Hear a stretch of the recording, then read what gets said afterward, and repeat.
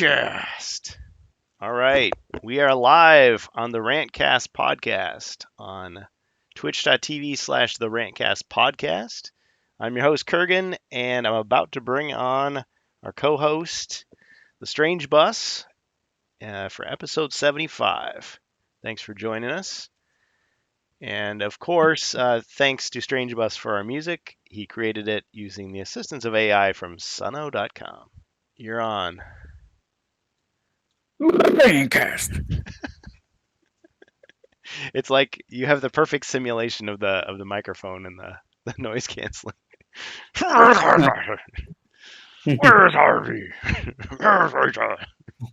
Harvey, can we trust him? He's in control. All right.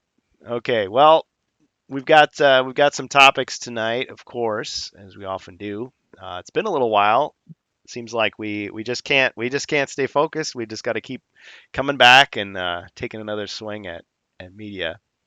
But let me bring you on here, and we will do our little small talk, get caught up a little bit here. Well, how you doing, buddy? I'm good. Just testing out some titles that don't work with my system. So doing some cloud gaming. I haven't done that since I tested it on my stream back in 2022. So running some older games through there, and then all my kids are sick, so I might be getting sick. Sorry to So hear. looking forward to that. Yeah. Besides that, not a whole lot going on. Yeah. Yeah, it's been a busy time, and I know we got a lot of stuff going on in the world, a lot of wars and murder and mayhem. So A whole bunch of crap going on. Yeah. we Stay try safe to everybody. we try to keep it light on the show. We try to focus on stuff that at least we can complain about. But yeah, it's, Godspeed all you people out there that are experiencing the various things. Yep, I suppose in my case, can't really complain. I've had a lot of family stuff going on and finally catching a bit of a break in between. I had some illness and I'm over that now. And things are starting to kind of get moving again with my plans for Gen Con. So I've been painting my orc army, been working on that like every chance I get. Should be a good time.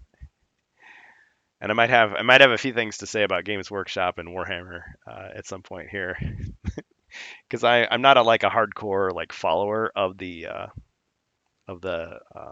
hobby, I guess you could say, but I've sort of dove headfirst into the deep end.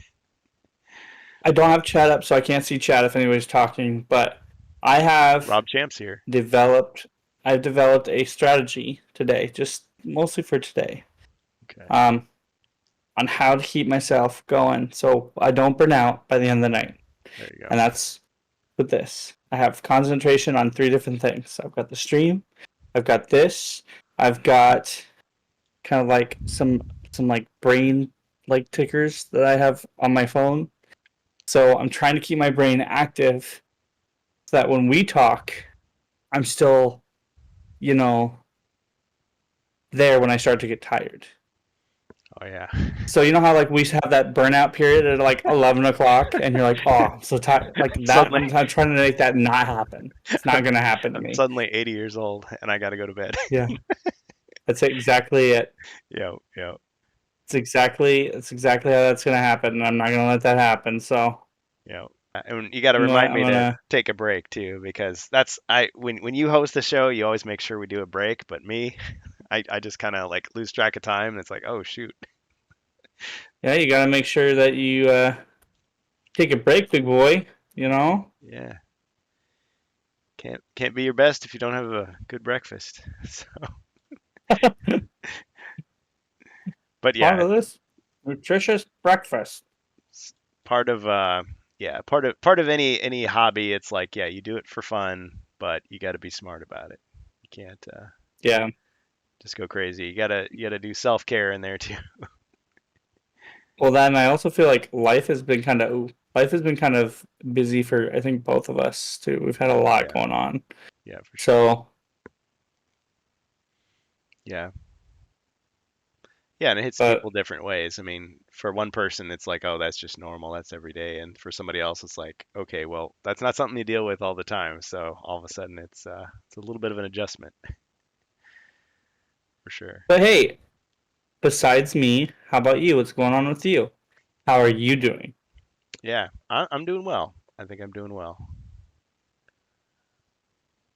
Yep. Anything like new going on in your neck of the woods?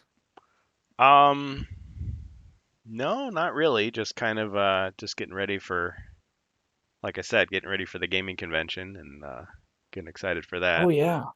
Yeah. That's gonna be fun. I wish I could go to like those types of things, like too many games, or go to the big tech expos that I used to go to in Chicago. Those would be fun again to go to. Yeah, man. I grab some, you know, Some money. fare, like plane fare or Yeah. um I like a ticket, like an airfare ticket and just go, you know. Um so you gotta let me know how that is. Oh yeah, We man. gotta talk about it. Yep, yep. Well, this time I'm gonna try to be even more prepared than I was before. So I got myself a burner phone. I got a smartphone. Uh, That sounds so suspect. sounds pretty sus, man. Yeah, It this does. It guy in an really alley does. sold it to me, and he assured me it wasn't rigged I to got, I got explode my or anything. burner phone and I'm ready to launder some cash and Gonna sell some that's bootleg Pokemon cards until they drag me away. Never seen again. right. No, nothing like that is happening that we know of. No, no. Damn, bro. Well, there were those guys that stole all those Magic the Gathering cards, like on a pallet. They just like wheeled it out that one year, and they were like game developers. And it's just like, wow.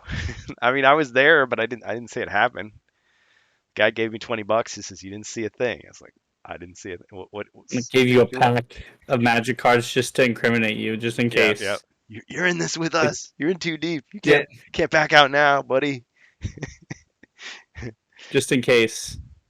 Just in case, They locked me you up. They wanted locked to me up. rat. You can't rat now. Yep. You're in this way too deep. Way too You're deep. fucked now. Yep.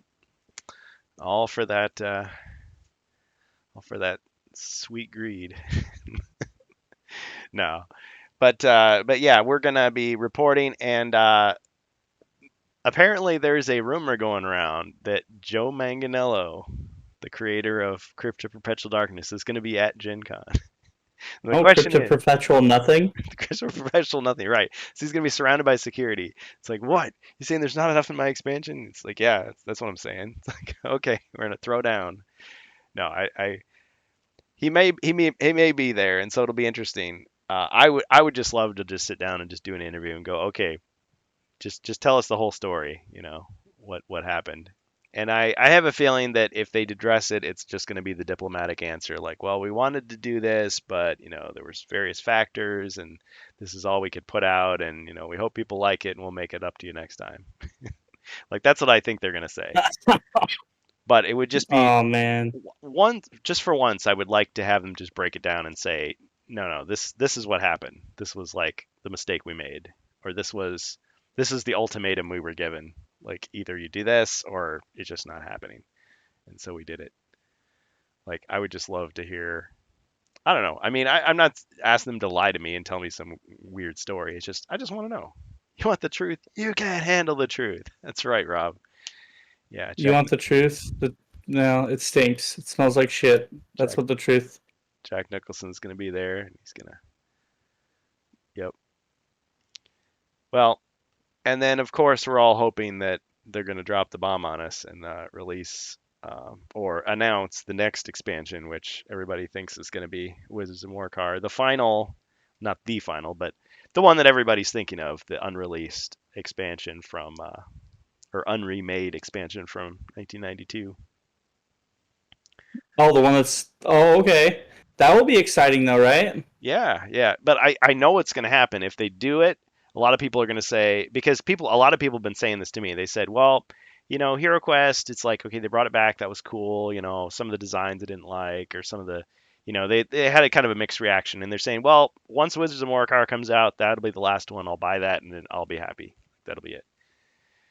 So Avalon Hill's challenge now is Oh, going to be, okay, well, what are they going to do next? Like, because I'm sure Hasbro is not just going to say, okay, you guys are done now, go work on some other game.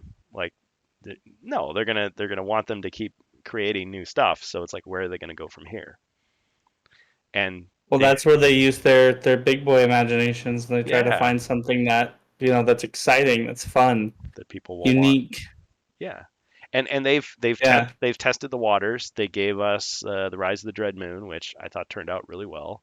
And I mean, we played through it on the stream and thought it was great. And it's like, in a way, it was set in the Elven Kingdom, so it was a place that was familiar, and it was sort of a way of like redeeming Mage of the Mirror, I guess, in a way, kind of like a part two, give it a little closure to the story, sort of.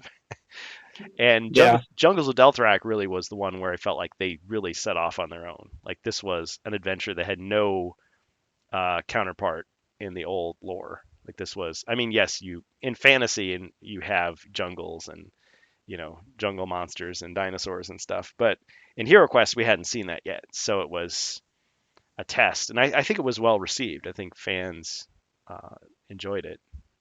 I mean, you do have some people. I mean, sorry to call you out, Carnival, but you did have people that were like, well, there's some problems here, but I can fix it. Go in and I think that reaction is still positive because you could just have people say, well, this sucks. This isn't HeroQuest to me, and I'm just not going to buy it.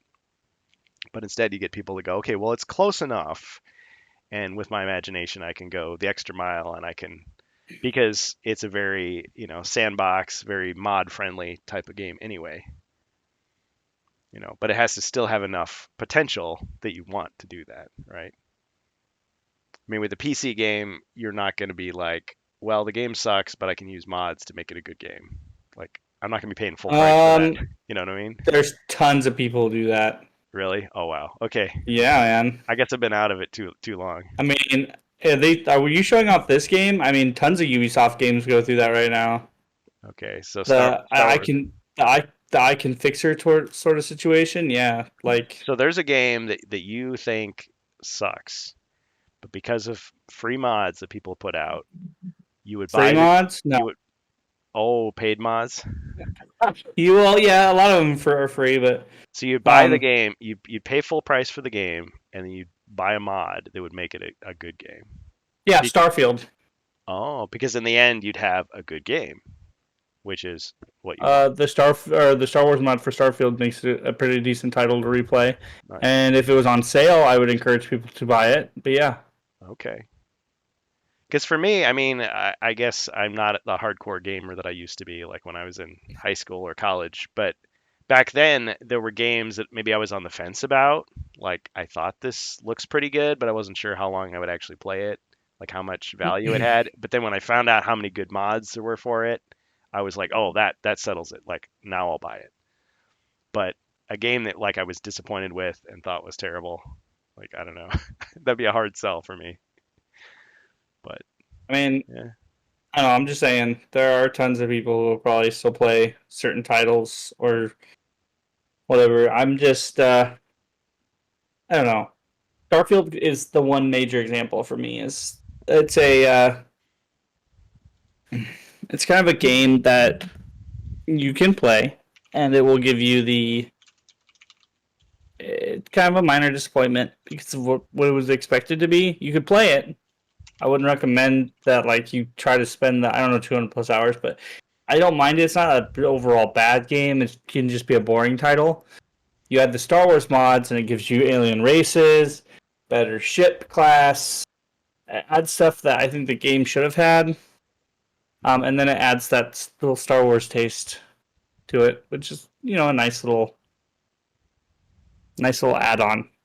Well, So whenever I see like games that show me what a Star Wars game could be, like that slice of Battlefront 3, like that's when I really start to think, man, I really want that. And Hmm. I guess if you have a game that gives me, even if it's not an official Star Wars title, but gives me that sort of sense of, yeah, you can explore, you could go anywhere, you could do these things that you imagine a Star Wars character being able to do. Like, that's a game I would love to play. I just need the time and the good enough computer to run it, right?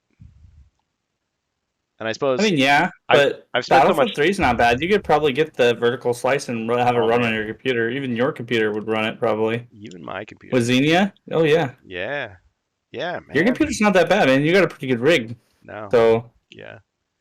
Well, and we already talked about all the stuff with the video cards and all that. Um, I gotta acknowledge this comment from Rob. So Rob Champ was saying bring Levi back. So that brings up an interesting little topic because I think the information was there all along, but I think a lot of us who are following Avalon Hill and HeroQuest didn't quite understand like the whole process that they talked about. I mean, and Carmine, when he was with the company, was sort of like explaining to us, in layman's terms. But what we understand now is some of the roles that the people play within the company in that division of Hasbro. So Tess Hogan, who I met 2 Gen Cons ago, um, like she introduced herself as the person who did Rise of the Dread Moon. It's like, what does that mean? Well, it turns out she is the narrative designer. So she actually helps craft the story. And she did elaborate a little bit at the time. Of course, it wasn't on the record, but at the time. But it was like they have like a basically a HeroQuest Bible that has all the like the lore, the background stuff, and the way stuff is supposed to work, the characters, the creatures, all that kind of stuff. And it's like 200 pages of data basically. And so whenever they're creating new quests, new campaigns, it goes through that to see, okay, does this work? Is this fit in with the story as we're going? Then you have Doug Hopkins, who is a designer. Okay, he's like the lead designer, I think is his title, like or head designer, whatever it is. I'm getting it wrong, but he actually would go out and commission artists. Um, it's like, okay, we need this particular character design. Okay, give it to us. And so he would like hire people to do different artwork for like characters and things. And he also wrote some quests himself. He did a lot of the digital quests that we saw. But then they also hire people to write the individual adventures, like to create the map with, here's where all the doors are, here's where the monsters are, here's the notes, here's, quest one, two, three, four. So Tess Hogan wrote Rise of the Dreadmoon's quests, and except for Nightfall, which we don't know who wrote that. Levi Combs was the guy that they hired to do Jungles of Delthrak. So he actually wrote all those 16 quests. And there was an interesting interview with him, which is shared on yieldin.com, where he talked about, like you get a little insight into the process. It's like he had ideas and he said, well, they used most of my ideas. So it's like, oh, okay. So the guy that's writing the quest isn't just woodenly like, putting the stuff down. He's actually contributing his own stuff. And I got that sense when right. and Carmine was there, like he was an editor as well as the project leader. So he would propose stuff and he would make changes like as they were going. So they all kind of crafted the process. It's a collaborative thing. It isn't just like I guess maybe I would have if you didn't tell me any of this stuff, I would have imagined okay, there's one guy that invents the game and he just makes it and that's it. It's like, oh, but did he really sculpt all of the miniatures himself? Well, no. Did he do the paintings? No. Okay, but what did he do? What did he actually do? You know what I mean? So you had Stephen Baker, the designer from the original game, like he had a whole concept that he pitched to them at Milton Bradley Hasbro, and they ended up scrapping a lot of it. But the core of what he's remembered for is those original 15 quests. Yes, there were 15 because one of them was changed in the second edition, the maze. And then he wrote Keller's Keep, Return of the Witch Lord. So he had the storyline, he had characters, and we found out later that actually when Games Workshop was like working more closely with him to do the stuff because they contributed all the designs for the models and stuff, they actually, I don't know what the deal was, but they basically got that Warhammer fantasy lore imprinted onto HeroQuest. So a lot of the stuff had different names. I was like, oh, really? Because people were asking him, well, what the Witch Lord? Who came up with that? It's like, yeah, that was mine. Like they kept that one. They didn't change it. But like some of the other stuff, maybe like I don't know, the rivers or the mountains were called something else, and then they changed it to the Warhammer one. So then in modern HeroQuest, they had to change it to something else because they couldn't use the old Games Workshop trademark anymore. And it was, it was an agreeable decision. It wasn't like they were being sued or something. It's like they agreed, like, yeah, okay, Games Workshop is going to do Warhammer Quest, and they're going to do their own storyline, and Avalon Hill through Hasbro is going to do HeroQuest, and they're just going to change it just enough that it's not going to be confused with this other product. We just had the anniversary of Warhammer Quest, a game which I've never played, but that game is clearly an evolution of Advanced HeroQuest. And Advanced HeroQuest is more like the type of game that Games Workshop wanted to do, which was more of a modular dungeon adventure with role-playing elements rather than just a straight-up board game like HeroQuest is. And it also was much more Right. focused on like buying models, assembling models, painting models, expanding, with all these other like Warhammer products that you had. Whereas HeroQuest was just you buy the base game and you make your own adventures, and if you want to, there's a couple of expansions. But Levi Combs, I thought, I mean, now that I know the name behind the quest, I mean, so far I think he's done a great job. There was a lot of cool ideas in there, and we're still in the midst of playing Jungles of Delthrak on the streams, but I've enjoyed it. And from what he said in the interview, I mean, a lot of the stuff that he wanted, most of the stuff that he put in there, they kept. So he seems like he has a pretty good head for it, if that's the right term. Knows what he's doing. And so if he came back, yeah, sure. If he's got another one in the chamber, I'd be curious to see what he comes up with. I often wondered what it would be like if they did an expansion where you had multiple people making quests, but then I'm kind of So thinking, would that be what chaotic what would you think that HeroQuest needs? needs? Like what would you think it would benefit from in another expansion? Yeah. Well, I've had different ideas about it. I think if you were just to look at it from, I guess, the trajectory it's on right now, I would say like I have this fear that they're at some point they're going to run out of ideas and it's just going to be mediocre, or maybe somebody above is going to like tamper with it and ruin it. But as long as Or that maybe doesn't they're happen, just gonna stop yeah, again? or Like they're maybe just that gonna be like, nope. or maybe they're just going to stop. Yeah. And I guess my thought was if they're going to dilute it and make it crappy and stupid and mediocre, that they should just quit while they're ahead, and not quit completely, but I mean just keep selling the expansions they've got, get them into more stores, because I mean right now I mean most of the stuff you can't buy in stores. I mean you'd have to go to like a specialty game shop, and maybe there'll be one copy or something. Like get into more stores, get into more markets, publicize it more, just get it out there, and they could build like a bigger customer base that way, and it could be around for a generation, right? But Right. you could also look at the successes they've had with the new content. So Rise of the Dread Moon, Jungles of Delthrak, they could just keep making expansions that are on that caliber of quality, like original content, new gimmicks. Um, but I guess at a certain point the problem becomes like somebody gets into the game and they get the wrong idea about it. They get into the game. They're like, oh, HeroQuest, that looks cool. They buy First Light and they play it, and they're like, I wonder what other expansions there are, and they find out there's like 25 expansions, and they're like, crap. It's just overwhelming. Where do I start? Because you do get people that maybe I don't know, maybe they just have a lot of money and they're just like, oh yeah, I'm just gonna buy all the expansions before I've even played it once. And it's like you think, okay, at a certain point you're just gonna realize that maybe this isn't quite what I wanted, and I'm just gonna sell them all on eBay or something. But I think we've talked about franchises growing and growing and getting so big that eventually there's no way you can really own it all and play it all and enjoy it all. Instead, you're just picking and choosing what you want. With Warhammer, there's a whole side rant on that, because with Warhammer at least, just like Dungeons and Dragons, the secret is you don't have to buy it all. You just get the stuff that you want, and you can make it up, and you can enjoy it with your friends and make your own content, and it doesn't matter. But because Right. Warhammer has a whole like competitive aspect to it and a whole kind of like official level that people feel obligated to become part of, they follow the stuff. Like they buy the specific armies, and oh, they changed the army. Now I got to buy the new book, and got to get rid of these miniatures and get these other miniatures instead. And like they do all the stuff, and I'm feeling myself getting sucked into it because I'm going to be in this tournament at Gen Con, like just a one-off thing.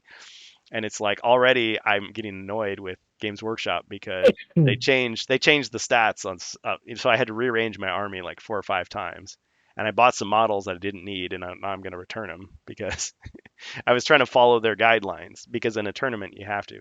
Well, HeroQuest, it's like HeroQuest has it baked in that you make your own stuff. So maybe their best bet is to maybe not push so hard new product, even though I think that's what their Hasbro bosses would want them to do, is keep churning out new products, is to just focus on the creativity of it. Get people to be like, okay, well, this new expansion has new adventures and inspiration for you to create your own stuff. Like that, put that forward. And so then maybe people will buy it based on like the miniatures that are in there or the tiles that are in there, the new rule mechanics that inspire them to do other things. Oh, there's an alchemy deck in this one. Oh, cool. Now I can use that to create my own homebrew thing. I mean, the various things I could imagine seeing, which I've talked about before with like Covert Nerd on his podcast. And I think actually he came up with the idea, was like a villains pack. So instead of just these little hero collections, which the hero collections clearly are a response to that problem in the Dungeons and Dragons community. Because in Dungeons and Dragons, the problem, quote unquote, is always that the GM is the one that spends all the money. He's the one that buys all the books and all the maps and all the stuff, and then he just invites the people over and they play the game, right? So you're always just selling to the Right. GM. So they're like, okay, well, how do we make money from just the regular players? Well, we'll sell them fancy dice. HeroQuest is doing that now. We'll sell them, fancy hero miniatures, like Hero Forge or something. And it's like, boom, HeroQuest is doing that too. Now you've got the Hero Collection boxes, the little box that just has like one character in it, right?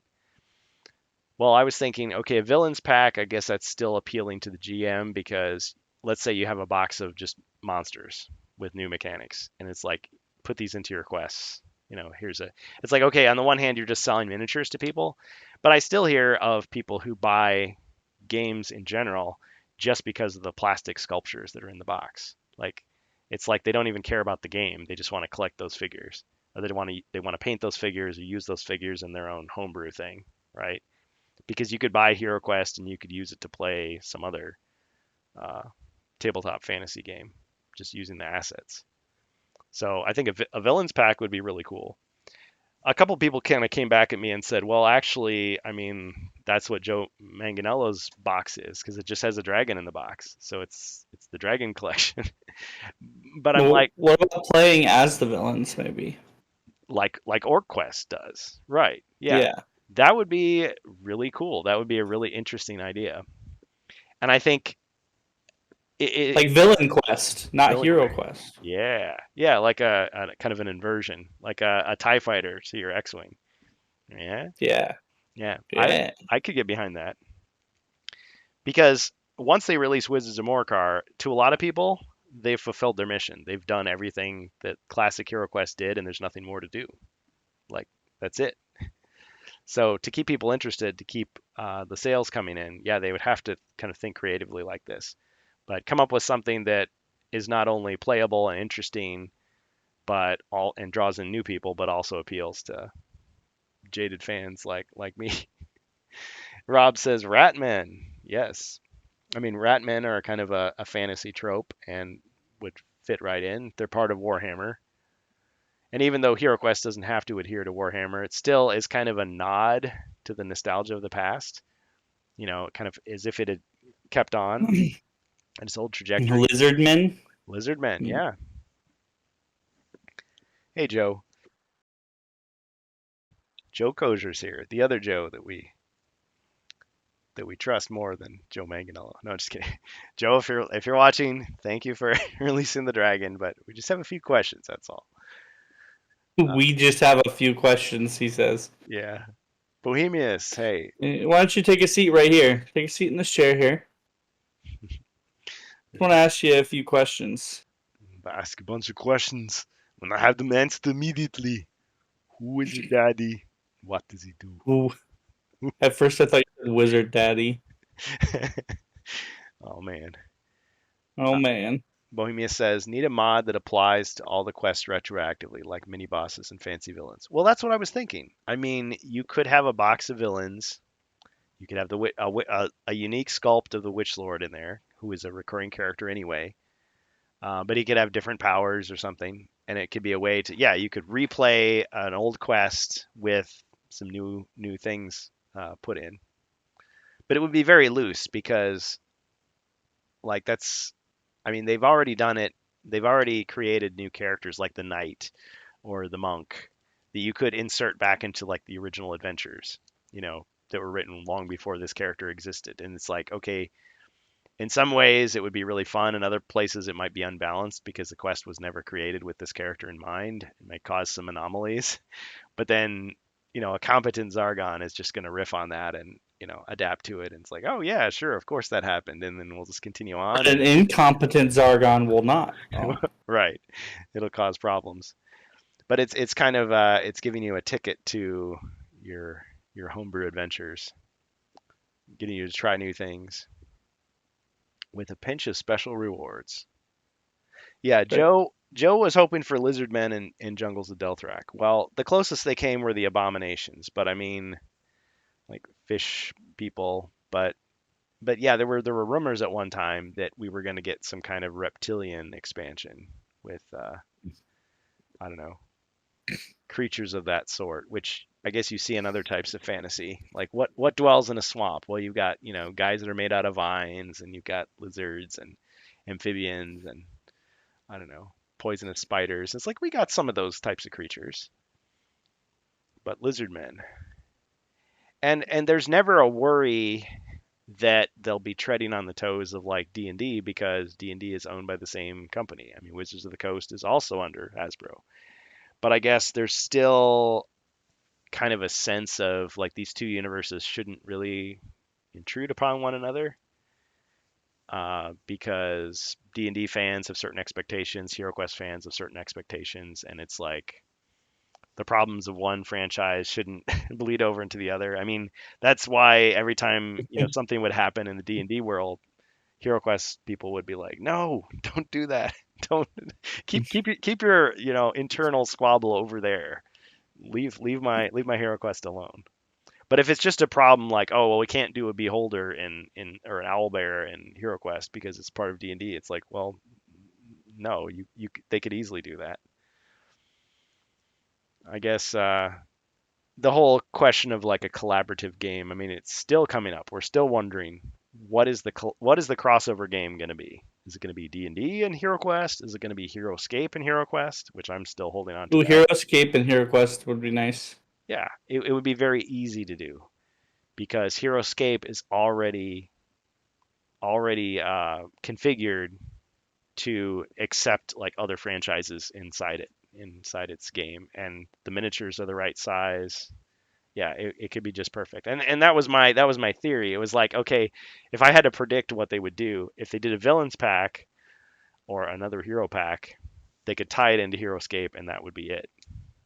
But maybe it means something completely different. Maybe they have some other thing in mind. Maybe there's some new game that's not one or the other, but it's like a hybrid of the two. Which, I mean, a lot of the elements from HeroQuest are already in HeroScape, like the way the combat dice work and the models and how you move and stuff. It's very similar, even though one is like a skirmish game on plastic terrain and the other is a dungeon exploring game. But yeah, you've got time travel and you've got all this multiverse type stuff. Bohemia says, or a time twister expansion that allows you to play all the quests with empty chests. But this time they're all full and you realize that they were empty because you loot them in the past timeline. Oh man, got them.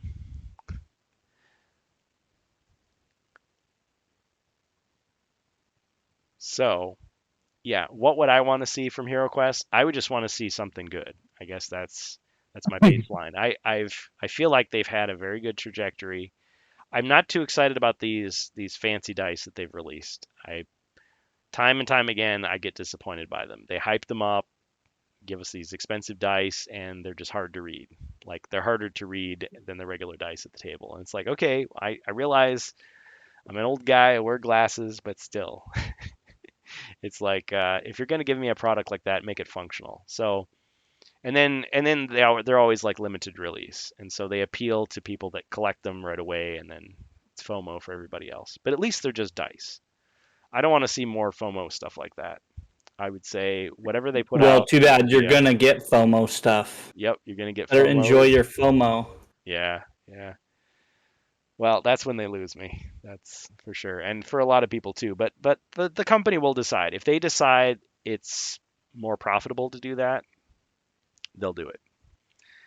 Because I don't think Chris Cox and the people under him that are above Avalon Hill really care that much. I think they just they do what they think will give them the most gold.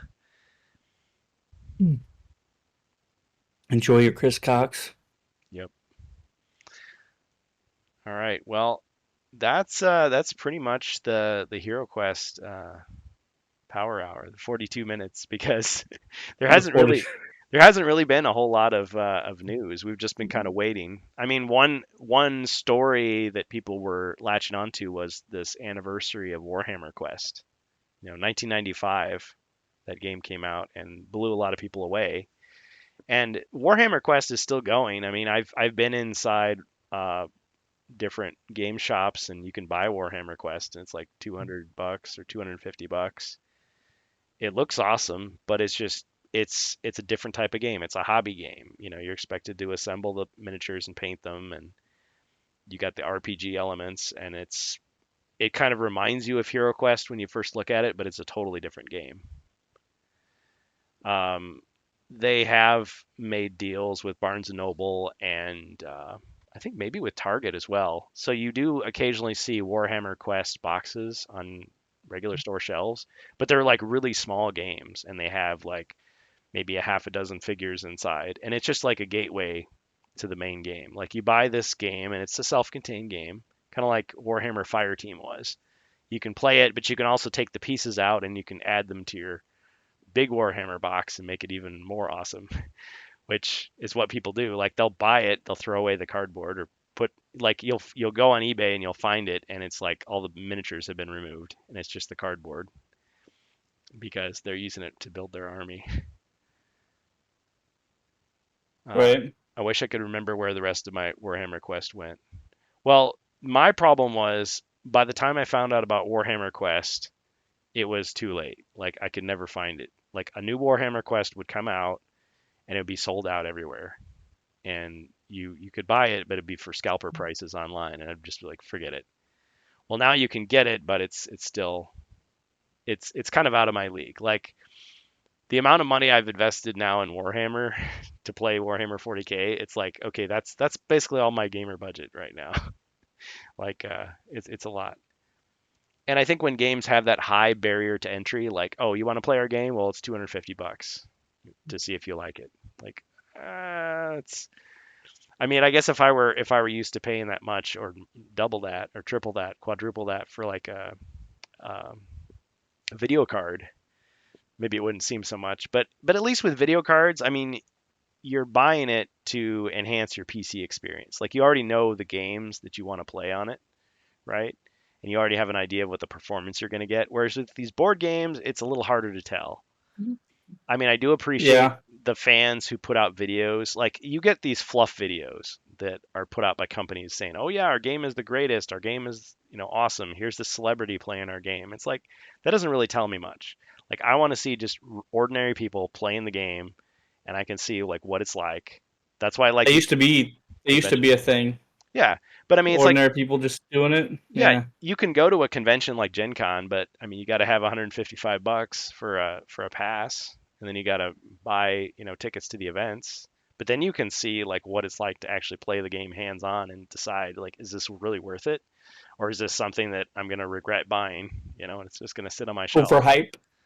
Yeah, Because at least with a game like Catan or I don't know Munchkin or Cards Against Humanity, it's like it's not a big investment.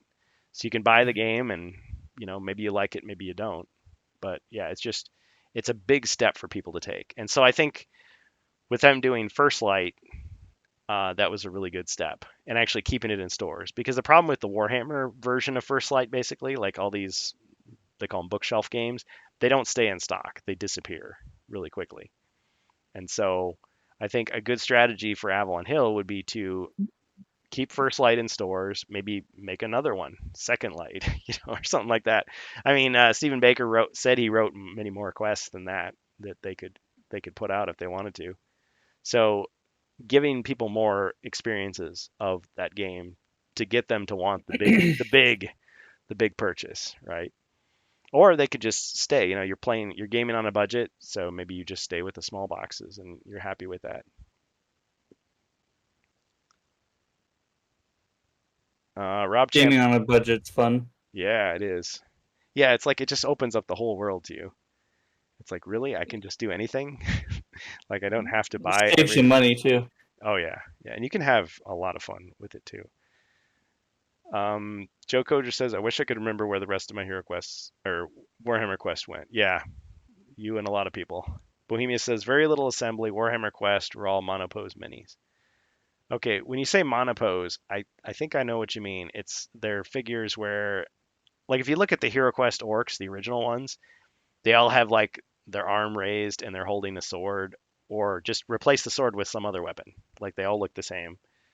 Or with Space Crusade, you had all the Marines look the same, and you just bolt a different weapon on the front, and so it was really easy, as opposed to like these dynamic characters where you got to screw in the leg and then you got to like balance it on the base because he's like diving forward, and the parts aren't interchangeable. So monopose. So I think I'm using the term correctly. I'm understanding you. Joe Koger says, as in the box and tiles, I just have a few doors and some minis, plus the elf, wizard, troll slayer, and pit fighter. Oh, from the original Warhammer Quest. You can print and play easily Warhammer Quest. Yes, Bohemius, that's also true. Since so much of the game is cardboard, similar to Advanced Hero Quest, you really can. People put out scans. I'm sure Games Workshop isn't too happy about that, but you could print and play, basically. And what Games Workshop did with those games is they encouraged you not to be satisfied with the plastic that's in the box. It was like, we've got a whole catalog of miniatures that you can buy. I mean, similar to like what Reaper Bones does. It's like you can just buy new characters and just plug them into the game. Bohemia says, "Do you think the exclusive Gen Con quest is the one mentioned by Baker as First Light sequel?" Well, that is actually a good question. I should have addressed that at the beginning actually. Thank you for reminding me. So Good question. Gen Con is having they're showing First Light again. It's like, why do we care? We already know about First Light. Well, there's an exclusive quest that's only at conventions. And I'm thinking, yeah, but for how long? I mean, somebody's going to print it off or somebody's going to, record it and then everybody's going to have it. I'm sure they'll release it publicly. But the question is this one of the ones that Stephen Baker was talking about? Now, what Baker was saying is he had wrote more quests that took place after the 10 that are in the box. Well, I was thinking, oh, this is a prequel, but that's based on nothing. That's just me guessing. Like, I don't know that. It could be a sequel. Like, oh yeah, and then after you did all that, then this happened. Or maybe it's a side quest. Or maybe it's an alternate. While the main heroes were doing this, these other guys were doing this other thing. I assume it'd be a way to show off the product, of course. So it could be anything. It'll be interesting to see. We'll find out that Thursday at 9 a.m. what it is. And thanks, Rob, for getting me a ticket. I mean, it was sold out right away. I couldn't get a spot. But they did open up a lot of sessions for it. So now you can play that convention quest exclusive like all through the convention. Like they have sessions all the way from the beginning until Sunday, I think. So if you miss it, you'll get another chance if you're at the convention. Bohemia says, Find out this Thursday at 9 a.m. yeah, yeah. Well, I'm sure. I mean, I'll be in the first session, so we'll report it unless somebody else gets to it first. But we'll give you our impressions of it and what we think of it. And if there's a copy, please don't pay somebody who's selling it on eBay because if they will give out a free version of it. If they don't, we'll scan it and we'll just leak it online. Like, Yeah, don't pay for scalpers, please, yeah, don't do or it. anybody crazy. Don't do Because that. that's happened every year. Every year they've had a free quest and they put it out there online like ahead of time, and people have still like gone on eBay and like sold it for $50, and it's just a printout. It's like, come on, it costs 60 cents for them to print it out, and you're selling it. Don't be a jerk. Don't be a jerk. Yeah, Like Tom Cruise, don't be a jerk. yeah. You're a jerk. You're a jerk. You're a jerk. Oh man. Bohemia says yes. HeroQuest or Monopoly, no assembly required, not gargoyle monopose, but multi-parts. See, I don't mind a little bit of assembly, but I think you go from like the original HeroQuest where you take the figures off the sprues and they're done. Okay, maybe you pop the head on or something. I mean, yes, you had to punch out the cardboard for the furniture and like fold the piece and then insert it into the plastic. Like, okay, there was a minimal amount of stuff, but they thought a 10-year-old could do it. Your parents help you put it together. I mean, I don't remember that. It was just you just do it. So like, some of the treasure chests we had, like they were like torn and we like you can see where the tape, like we taped it back together and like or it was like off center slightly. It's like, yeah, but we were kids, we did it. You put the stickers on the Millennium Falcon, but they're like, askew or something. Gives a character. Well, yeah, modern Hero Quest, there's no assembly. It's all there. You punch out the tiles, but I mean the figures are already assembled and glued and it's ready to go. You don't have to do any work if you don't want to. Whereas with Warhammer, yeah, you got to cut it off the sprue, you got to glue it, stick it to the base, and then you got to paint it because everything is just the same shade of gray. You can't tell what one thing from the other. I just need a photo and the other games of my Warhammer Quest heroes. Oh, I just posted a photo. Oh, okay. Yeah, so if you want to see what Warhammer Quest looks like, check out the Hero Quest fans Discord. Actually, there was an article that Sika Shem posted. I'll grab it real quick. As long as we're talking about Warhammer Quest. I guess I was thinking these guys were gonna like spring this on me and be like, and they re-released it. They reprinted the original game. But no, there's been nothing like that. I mean, they haven't said anything. Just they're just celebrating Warhammer Quest and saying, yeah, what a cool game it was. And I mean, you can play like a modern version of it. There's the link that he posted. And if you want more, go into the Discord. But yeah, I mean, I've never played Warhammer Quest. I would definitely give it a try. It looks pretty cool. But I'd also understand that it's not Hero Quest. It's a different game. It's its own thing. But you can definitely see the inspiration. And it's funny because uh, according to some of the there's some lore about the creation of HeroQuest that's not fully like vetted or official. It's kind of very speculative, and people have strong opinions about it, and it's not necessarily based on anything like concrete. Like you can't really prove it. But one theory was that Stephen Baker's ideas were totally thrown aside. Like they said, this is completely unworkable. And so actually Games Workshop came up with a real winning formula. But that doesn't make sense to me because, and I don't believe that because the idea of using like modular tiles to like lay out the dungeon as you play, like Stephen Baker says in interviews, like, yeah, that was the original concept, but like kids didn't understand it or it was too confusing. It took too much time to like sort through all the tiles to find the exact one you needed. So it was not what Milton Bradley was looking for. So then he came up with like a really huge board, a threefold board, and it's like, oh, that's too expensive. So they scaled it down. They kept adjusting it until they came up with the perfect thing. But if the winning formula all along was the modular dungeon, well, that's what Games Workshop did with Advanced Hero Quest.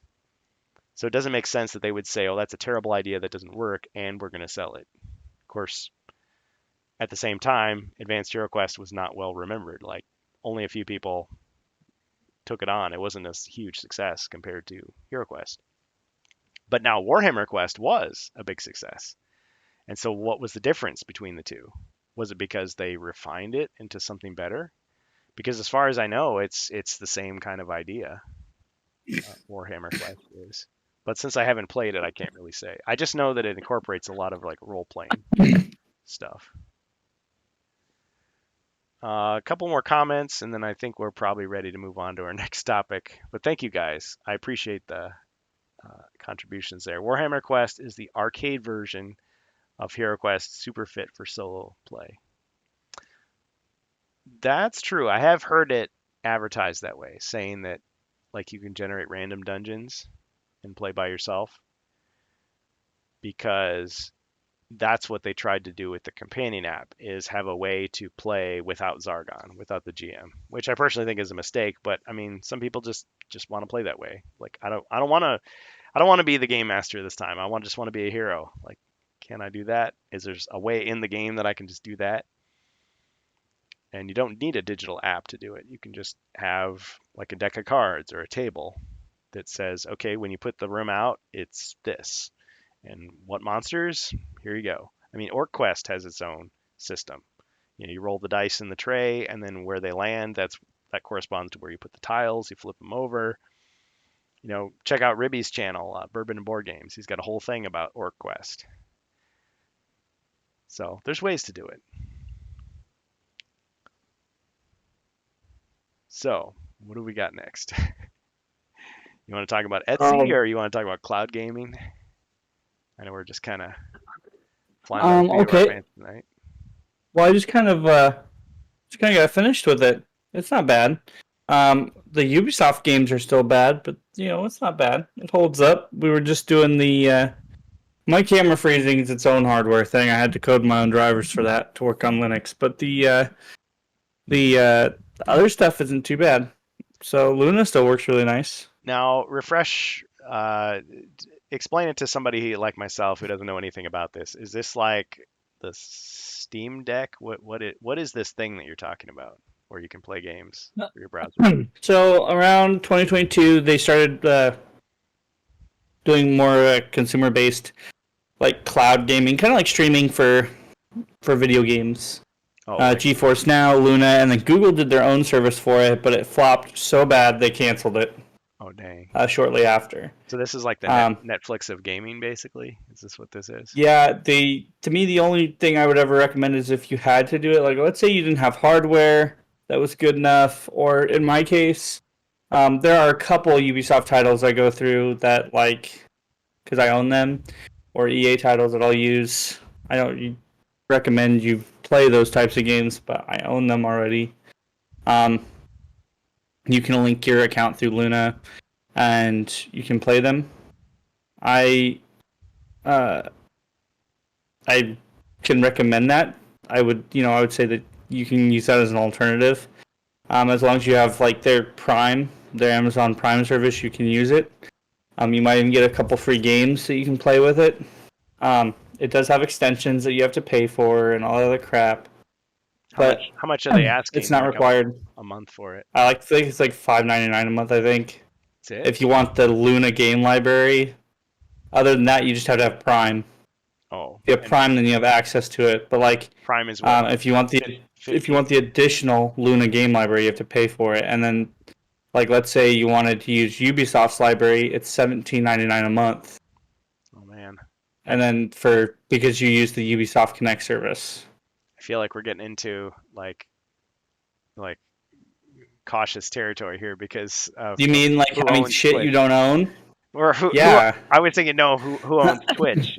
Amazon does. So. Oh yeah. How much is Amazon Prime these days? It's like $15 at the same time. It's using services I already have. Yeah. And I would say like this would work if we weren't in the constant battle for actual product. Yeah. So I like my physical. But I came to revisit it because it was a topic that I was talking about a couple of years back, and I actually had a use for it this time. because some of the games I like to play every now and then don't work on Linux, like officially. They have no support because they're not popular. And regardless of whether they're popular or not, I every now and then like to play them. So also, like the Assassin's Creed game doesn't work. There's a certain Assassin's Creed game that doesn't work on Linux at all, unless Oh, you go through like I don't know 5 hours of troubleshooting, and I'm not doing that. So I was like, I'll just play a couple like hours of it, and then I'll call it good. So that's what I was testing. I feel like Um, I would just. I'm glad that I'm on this show and not some other show. If I said it, I would probably get torn to pieces. But Linux is one of those things that like if you ask like a hardcore Linux person, they'll say like this is such a superior operating system. It's so good. And then the main number one complaint is, but games don't work on it. Contrary to popular belief, man, a lot of the community now is super helpful, and they're not So like I don't feel like I haven't run into a Linux user on a forum board that just had a head up their ass. so maybe So I'm 20 years out of date with my understanding. yeah, I just got this impression. Yeah, maybe I should and get it a little comes in people so many first. flavors, man. It depends on really who you talk to, I think. Hmm. So I'm using the Mint distro, which is consumer based, and it's probably the easiest version to latch yourself onto. Yeah, So it's a it's changed a lot even since I started using it. it's not Red But Hat Linux no. back in the day. Yeah, I And was even like back in this the day, I close. still used Ubuntu or like Puppy Yeah, Linux or something like that. But like games work on it. Like anything on Steam will run through Proton. I use something called the what was it? Um, Heroic Games Launcher for Grand Theft Auto and for anything on the Epic Games Launcher. And then there's almost no support for games on the EA and Ubisoft front. So if you do have any games like that and you want to revisit them, you have to use Lutris, which is a wine converter. oh yeah, wine is not So it a new installs word. the launcher through Lutris, and then you can install your game on it. Bad part about it is a lot of games are still unsupported, Hmm. or they don't work properly unless you have to use some form of Proton string or whatever. But the Heroic Games Launcher has Steam integration, so that's nice. Yeah, It'll run Proton. because the difference between this and just regular Steam is Steam, you're buying the games, you're downloading them, you're installing them.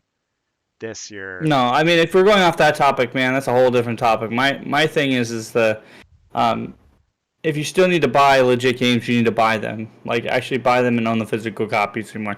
Steam redid their whole thing because they got in trouble for it because people who were giving away or I can't remember what company they got in trouble for, but they had to redo their thing. So when you buy a game, it's you're still buying the license. You're not buying the actual copy. yeah. Steam's just really nice about it because if like take a game off the market, they don't remove it from your library. You still have the license of the game. Don't just delete it. So Same with that's GOG, a few other services. yeah. But they've I mean, I done think that with because of GOG you pressure own more of the copy. Like you have an actual file you can back up, I believe, and stuff like that. But rather like, than just you have to log into our service to be able to use it. Yeah, yeah, GOG you can download it to your computer and keep it. yeah, Well, it's not like running through Steam. If you go offline, I think you could still use a lot of GOG's games offline for long periods of time. yeah. So what Rob Champ is saying is the reason that I almost made the switch myself too. At a certain point, I was so pissed off about all the stuff that the companies were doing just to spite them. I was gonna like, I'm just gonna go off on my own and do this other thing and do all the same stuff, but just without giving them money. But I didn't. I was weak. I Hmm. wanted games. I mean, I guess the thing to do if you're mad at Microsoft and uh, Apple, you could just buy a Nintendo. I mean, you're still supporting No, it. You're still supporting no, don't an evil corporation that don't do that. is. Don't don't do that. Don't go and buy a Switch. That's another thing on our topic. Oh What? man, Oh my gosh! Hold on. I'm get him like out really of here! sick. I think I'm coming down with something. My kids are sick, so I think I'm coming down with something. But the so I'm sorry if I don't seem all that enthused and I look like crap because I'm not. Um, You looked better. the the thing with Windows 11, the reason I made the switch is because Windows 11 is very intrusive and it's full of bloat. And they started getting the message recently because the Oh man. this is another part of our topics is Xbox is releasing their own handheld this year, It's going to come with a dumbed down version of Windows because the current version of Windows is so bloated that I can run most games now and get like a 20% per more performance boost on games using Proton than I would ever get with Windows. Linux is making a pretty good comeback. Two, Windows has now gotten into the habit of taking screenshots of your desktop intermittently, Yeah. and I don't particularly like that because I don't know where that's going. Even if it's used for like research or like Yeah. statistic You used purposes, to be able to opt out of that stuff. I don't like having them having access to my desktop. I don't know if it'll save Xbox there, Rob Champ.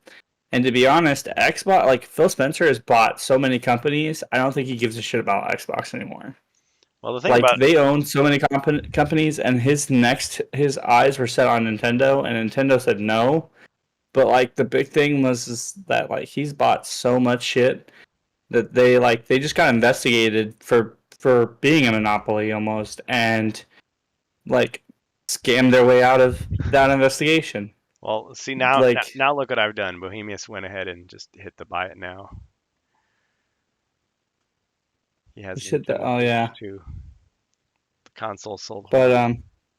what the Switch 2?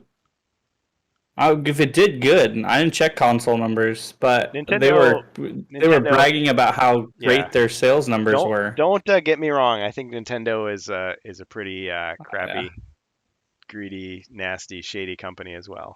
They're just as dirty as Microsoft and Apple, if not more so. And they've been that way for a long, long time. This isn't something that just happened recently. It just I think more people are realizing it.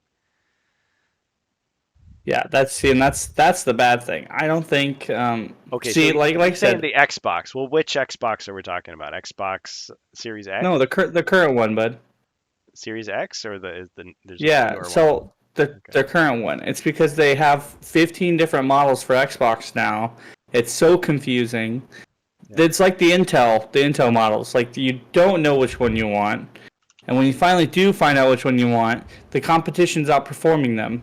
And Phil Spencer's gone out and told the public he doesn't really care. They lost the console wars. They're about acquire. They're right now. He's working on acquiring other companies. So they're investing in other brands right now. Microsoft is more about investing in other brands and trying to keep their other stuff afloat more than trying to capitalize on what Xbox is doing at the moment.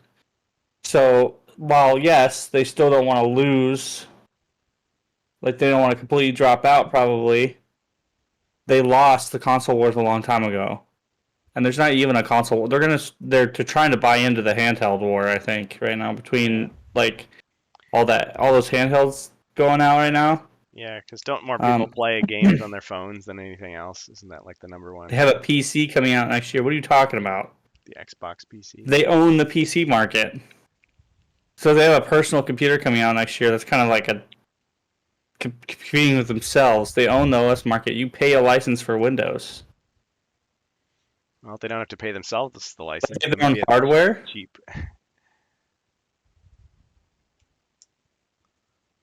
So it would be a dumbed down game console instead of a dumbed down Windows in a game Well, no, console. because the Xbox doesn't have Xbox hardware. It's got like an AMD processor in it. It's got an AMD graphics card in it.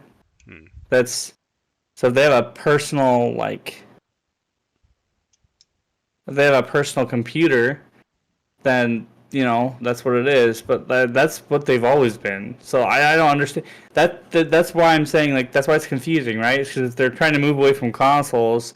They're just making a stronger, like I guess, console. If they're making their own personal computer, it'll just have Windows on it, and it'll just say Well, Xbox on it maybe or he's whatever. well, yeah, I'm not quite sure either, but I know like when Sega stopped making consoles, they still make software for computers and for different consoles. Yeah, but he's saying But they're making a PC, right? but I mean Microsoft doesn't do that. I mean they do PC games and they do their own games for Xbox. Like do you see Microsoft games on PlayStation and Switch? Yeah, they're moving Gears of War over, I think, Oh if I really? remember right. Okay. Okay. I'm out of it for a while. Until he gets delusions of grandeur. Just now. Well, I know that exclusives aren't as big of a deal nowadays, man. Okay. Well, that's a good thing. But I always hated that. A dedicated PC in 2026 or 27. Oh well, I see. I'm out of it now too. I won't be buying it. I feel like that's kind of like redundant, People that are considering the fact the whole yeah. point of the Xbox back in 2000 was that to be its own personal computer. Well, That was the whole point of the console. what happens when you're a 12-year-old kid and you want your first game console? Like, well, your dad just gives you his the one that he had when he was a kid, or you get the newest one that's out. Or are I mean, kids even buying consoles anymore and it's just people our age getting them? I mean, with current kids, man, they're probably gonna have a computer, more or less. Yeah. So you got your I mean, computer, my kids won't, you got your smartphone. but Yeah. yeah, that's exactly what it is. Yep. The next and final console will be more PC-like and will have Steam integration. Yeah. So yeah, Steam OS released with its to be more like free base. So they've got Bazite and they've got the Steam OS integration. So like they have um, any handheld that you have now, you can put Steam OS on, or you put the Bazite version on, and you get performance boost. So like the ROG um, that runs Windows, you can take Windows off and put Linux on it, and run Steam OS, and get the performance boost that you need. But I don't. Oh, like an unupgradable PC, huh? That's just a console, then, man. I like I said, they can use all their fancy words all they want, man. It's They're just a just marketing making a more gimmick. powerful console with Windows, and they're just gonna put Windows on it. So it's That's just a pretty much what they'll do. marketing gimmick then. Like, yeah, I mean, that's what consoles are. Is they're just PCs with a different Right. OS on it. I want to They play use PC hardware, I want to play the so hottest games, but I'm not enough of a nerd that I can tweak the, settings and build the stuff well, and all I deal want to with. do is play games. Yeah, So I I'm don't want gonna to put a cheap processor, cheap. format my hard drive. Yeah, you just put cheap everything in there. Kids want to be able to mod their games, so strive for PC. GTA RP is huge among the young population. Oh, people role playing in Grand Theft Auto, but you can do that in any game, any sandbox game. You don't need mods for that, but uh, sure, okay, But anyway, yeah. my point to this is that like with the Thanks, Cosmic Cam. I don't like having intrusive shit in my hardware. Yeah, So and the fact that I already got uncomfortable with having the TPM 2.0 shit happening. I mean, there's workarounds to that now with Windows yeah, 11. There's a bypass to it now, and yeah, then you can also de-bloat Windows 11. And I yeah. just didn't want to go through that. I might I as well need just stick to with Linux. I need to go back through that So again because yeah, it was like they would keep a record in the cloud of like every app that you ran. It's like why do you need that? So it's like turn this off, but you had to jump through a lot of hoops to turn it off and like yeah. not save it and all So that stuff. now there's the thing down to where you can have your own account. Well, not. I'm not. I just would rather stick with Linux.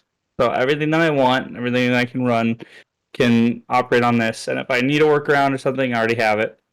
Um, Yeah, on top of that, putting you back in um, control of your own PC makes a lot yeah, of sense. It's an appealing idea. I personally wouldn't buy. If we're going to console talk, I personally wouldn't buy Switch 2. All those people that bought Switch 2s, they're not yours. Um, you agreed. The second you agreed to the EULA, you agreed that you are buying a license to run the console or some shit like that. So it's Nintendo's console. They have the choice to do whatever they want with it.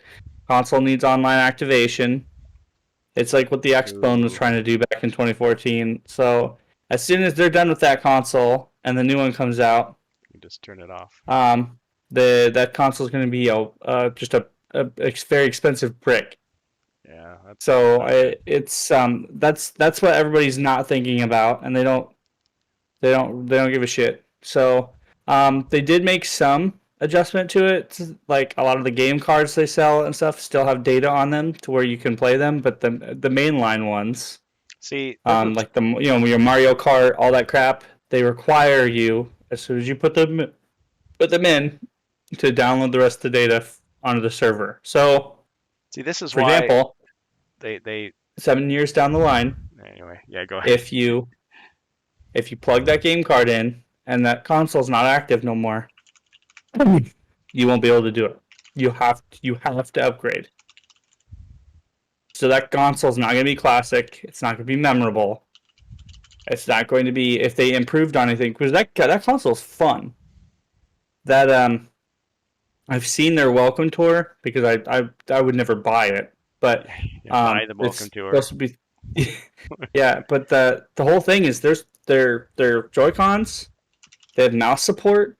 They have all that cool stuff on them. They're way better. They improved on it. This is what the Switch was supposed to be like, and it's got a thing where when you shake it, depending on like what game you're playing, you have, like let's say you're supposed to simulate like a cup or maraca, it'll simulate the weight and feel of what's inside the maraca. So like if there's like tiny little balls in there, it'll feel because all the mechanics in the controller, it'll feel like there's like little balls in there and it'll rattle. Even though there's not, it's just due to all the haptics and shit that's going off. And it's cool. It's a cool feature. It's a neat little gimmick. But like I said before, they're very confident they can keep their customer base because their customer base doesn't care. They're so loyal. Yeah. I will not spend $600 on something to rent for. I don't care if it's for 10 years because you get tired of that thing and it'll sit in your closet, collect dust. That's the whole point. It'll sit there, collect dust, and one day you'll pull that back out, show it to your kids, or you'll pull it back out, you'll play a game that you really liked on that Switch. But that at that point in time, they're not going to make anything memorable. And if they do, you better hope it comes out on the next one. That means like what cult classics or anything like that, they'll be lost in time. Yeah, not good. If they don't move over to the next Switch, they're fucked. Not good. So better enjoy that 7 to 10 years of support because that's a long time. And I'm trying to be honest with that. That's a long time. But like, once again, if you have a cult classic or a game that you like that not a lot of people do like, it's already got a time limit. Yeah, it's Until like it gets fucking cut off. it's fast food again because yeah, you eat your Big Mac and oh man, I got like half my Big Mac left. I'll just put it in the freezer and I'll finish it in 6 months. It's like no, you won't. But with your games, yeah, they're supposed to be around, and these vintage games are still around, and that really sucks for them because they want you to pay for it again, but you won't because you've got it. Uh-huh. So And this already started with a piracy thing. Like it all had to do with their fighting piracy. They want to make sure that their games are Nintendo's, belong to Nintendo. So here's that whole deal. If they catch you trying to jailbreak the console because the console has to have an online activation intermittently, and notice any tampering, they'll brick your console, yep. and you'll be banned. So you won't be able to use the console. You'll be done. Then you really will have to have your own like hacked network that. There are already people trying to brick or trying to get past the console's restrictions, and they are already getting banned. You'd have to have your own So like separate community of other hackers, and you would be playing against them or with them, and not with the main no, like community. the console shuts off. Like it's done. Oh, okay. Like from what I've been told, like could Like be it's wrong, but they self-destruct. the console bricks. It's unaccessible. Wow. Well, I guess Like they could locks up. they can do that. It's like your I mean, if your iPhone. it's got an activation timer, yeah. Yeah. So I mean, the only way I would see getting around that is having a backup of the software for the Switch, and if it's hardware locked, because we can do that now, right? Windows started doing that when they started hardware locking Yep. stuff based on their software. If they hardware lock to their software and say, okay, there's been a modification from this check to this check, they'll lock it down, and the software will say, nope, we're done. We can't do anything now. There's been that change. It violates these terms. And you know it's going to hit innocent people more than it will people who are just trying to get it for free. But nevertheless, It's the Chinese. Yeah, I like, and that's what I'm saying. It's like it won't be impossible, but the first Switch we got into that it got hacked based off a miracle. Like they found that RCM jig exploit based off of pretty much a miracle. So if that's been fixed, who knows? They're so heavy-handed. But Yeah.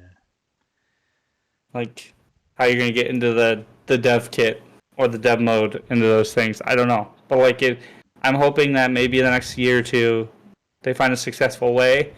And 10 to 1, you're gonna have to breach contract or whatever the fuck you make with Nintendo. Well, You'll have to wipe the console. You'll have to find a jailbreaked version of the software, hmm and then after that, you'll have to go off a community version of yeah. whatever they make. My Yeah, so like it. my attitude would be like if they're gonna take it away from me anyway, fine. I'll go for the hacked thing. But yeah, if they make that as difficult as possible, because from their point of view, well, I shouldn't get to do that because I should, they should be able to sell it to me again, sell me the next one.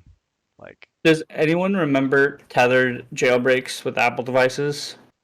Because Apple tried to do this too, right? Like with the iPhone, with newer software on the older Apple devices, like the ones I have back here in my older cabinets. The 3GS was the easiest one. It saved its log files. It was easy to jailbreak. After that, you started getting into harder devices. Some were almost impossible. But they made things like that were called tethered jailbreaks, I believe, where they were like tethered and untethered. Like some were where they could like you could actually jailbreak them, but as soon as the device shut off or anything happened to it where it needed to be restarted, uh, you would have to re-jailbreak the device. ah, Like none of your jailbreak apps would work until you went through and did the intro process again. So, and back then you had to plug in your device to your computer to do the jailbreak. You couldn't do it over the air or anything like that. So, it made it a fucking pain in the ass. And sometimes like it wasn't worth doing it until like a hacker found out a way to make it permanent. But that was it. And sometimes those certificates would be fucking broken. Like once you jailbreak you could like get in big trouble with Apple. I never did, so I never like had to worry about it. But um I mean I did jailbreaking all the time. So it was a big thing for Apple devices back in the day. allegedly, But allegedly I did. Yeah. Well, the I point is, jailbroke my first Fire Stick, but that's it. Oh, okay. I mean, it's kind of similar, but like iPhones were really complicated back in the day. They got a little easier. I don't know what they do with them now, but like, it's kind of why I moved to Android at yeah, I first went was with because I Android. didn't want to have to, I didn't want to have to do like emulation and all that crap. Now I went back to Apple because it's really hard to emulate anymore now, anywhere.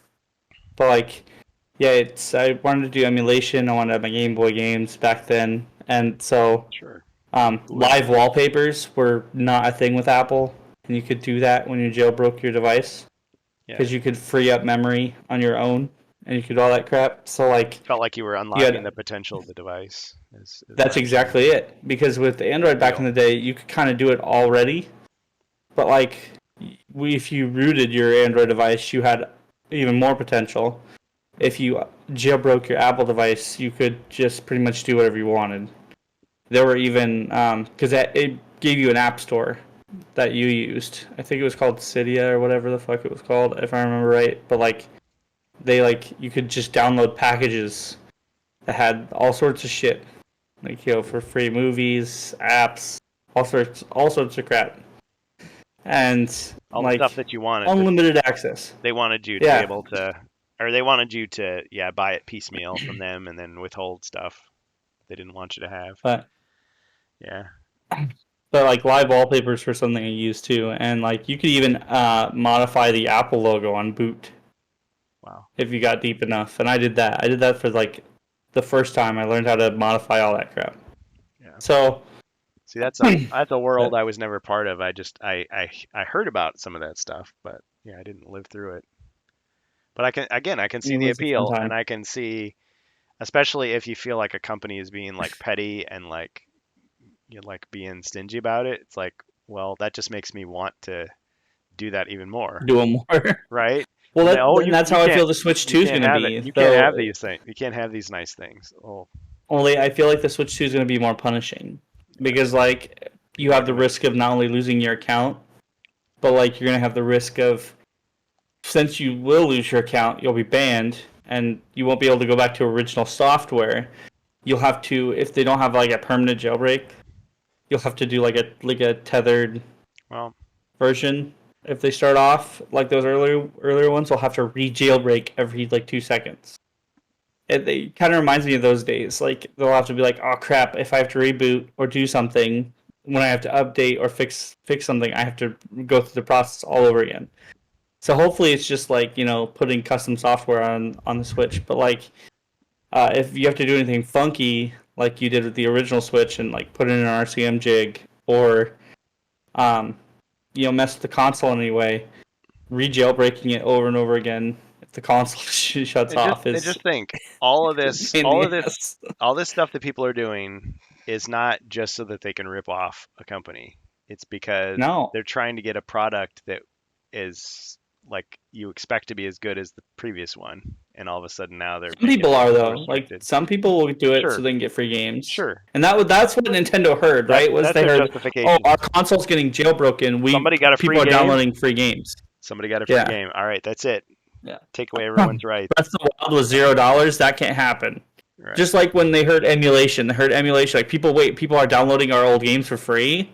No. Get them. Get the desktop. They need to wait until we re-release them on our newer consoles and then pay for a service. Right. The big thing, Nintendo, is that you make us wait like 15 years before you do that. Yeah, from the time of the N64 until the Wii, we had to wait for the some of us like to play those games, and you don't sell them. So why shouldn't we have them at our fingertips? If somebody else makes it available, there's no competition. You aren't doing it, so fuck off. And that's the point. Is like. Yeah. Fuck yourself. Go fuck off. Piss off. Leave me alone. Like I don't want you around. And that's it. And like go hang out with the fanboys who tell us that like we're stupid because we're fucking with Daddy Nintendo and like all that stuff. Go and have them suck you off for a little bit and just fuck off. Like I don't want you around. And that's it. The point was I used to like Nintendo when I was a kid because I didn't have to worry about fiscal responsibilities. I didn't have to worry about money. I played 1 or 2 games of theirs. I played them for hours on end, and I enjoyed them. Now they're gone, and they're worth like $150 a cartridge, and I have to maintenance the cartridge all the time. There's a digital version out there that I can emulate because Nintendo's not reselling it digitally, or I could go out and pay another company that amount of money, and they don't give you the money anyway. But you guys get fucking pissed off when people emulate your games. Why? Like, I can understand if somebody's downloading free copies of your current games, but I don't understand why you guys get pissed off when, like, people are playing Pokemon Crystal and shit, because you guys never fucking sell it. Yeah. They're leaving money on the table. The original Mario Kart or some shit. Like, people still buy your new Mario Kart game and then go back and play the original Mario Kart. It would cost them nothing to monetize it if they wanted to and make it easy to get it would literally cost them nothing. Right. They could rip people who actually made the work on the emulations, probably give them 5 or 10%, if that. They'd be happy with that. And then put that shit on their fucking service, and then have people do you know how many people would resubscribe if they had a huge fucking library come down? Right. It's not that hard. It's really not that hard. Yeah. But they wait. They wait, and I understand. Like a lot of them put in the work. The company is good to work for. I've heard they make really good hardware. That I can't complain about. It's their business practices that suck. And they always do shady shit like this every now and then. Really, that's all. But like I said, if the Switch 2 wasn't like a piece of plastic that I didn't have to like worry about not owning ever in my life, I would have bought it. I would have considered actually buying it. And I have consoles that are 10 times more powerful than that. I wouldn't worry about like hacking shit for free or taking their stuff from them. I actually made me feel like replaying Breath of the Wild again, but you know what? I'm gonna play it on my Switch. I'm not playing the revamped edition. Yeah. Because I'll even play the 15 frames a second Tears of the Kingdom on the Switch, because you know what? I own that Switch. Yep. I will not own a Switch 2.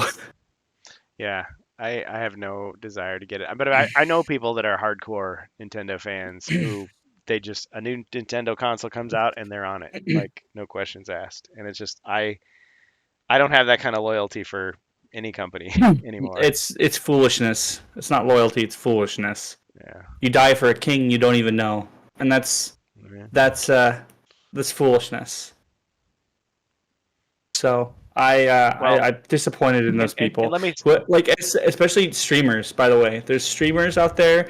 I bet some people who are listening to this have listened to them who tell you, "Don't go out and buy a Switch 2. Don't go buy a Switch 2. Who would pay for the tech demo and who would pay $600 for a Switch 2 and then day one bought a fucking Switch 2?"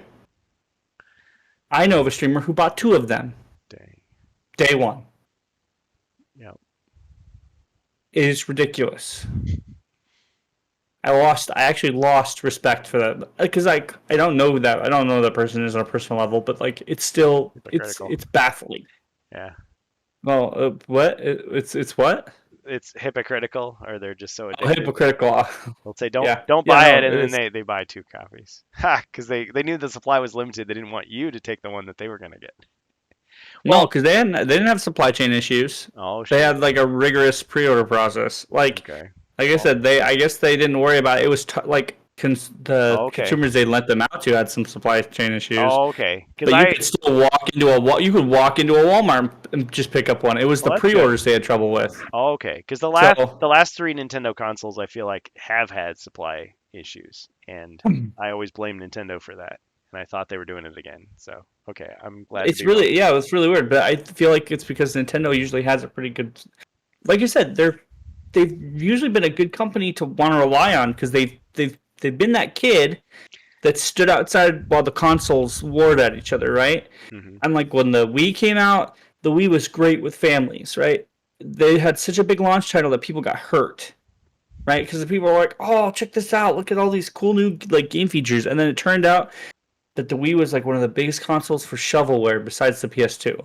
Yeah, that's what it ended up being. But then you had the Wii U, which was like the most Oh man. disappointing of the I consoles. played And then you, so much Mario Maker on my brother's console, but but yeah, see, you just didn't you had have like Mario Maker. the You had like support, really cool stuff. but the support dried up so quickly, and now you can't get online with it.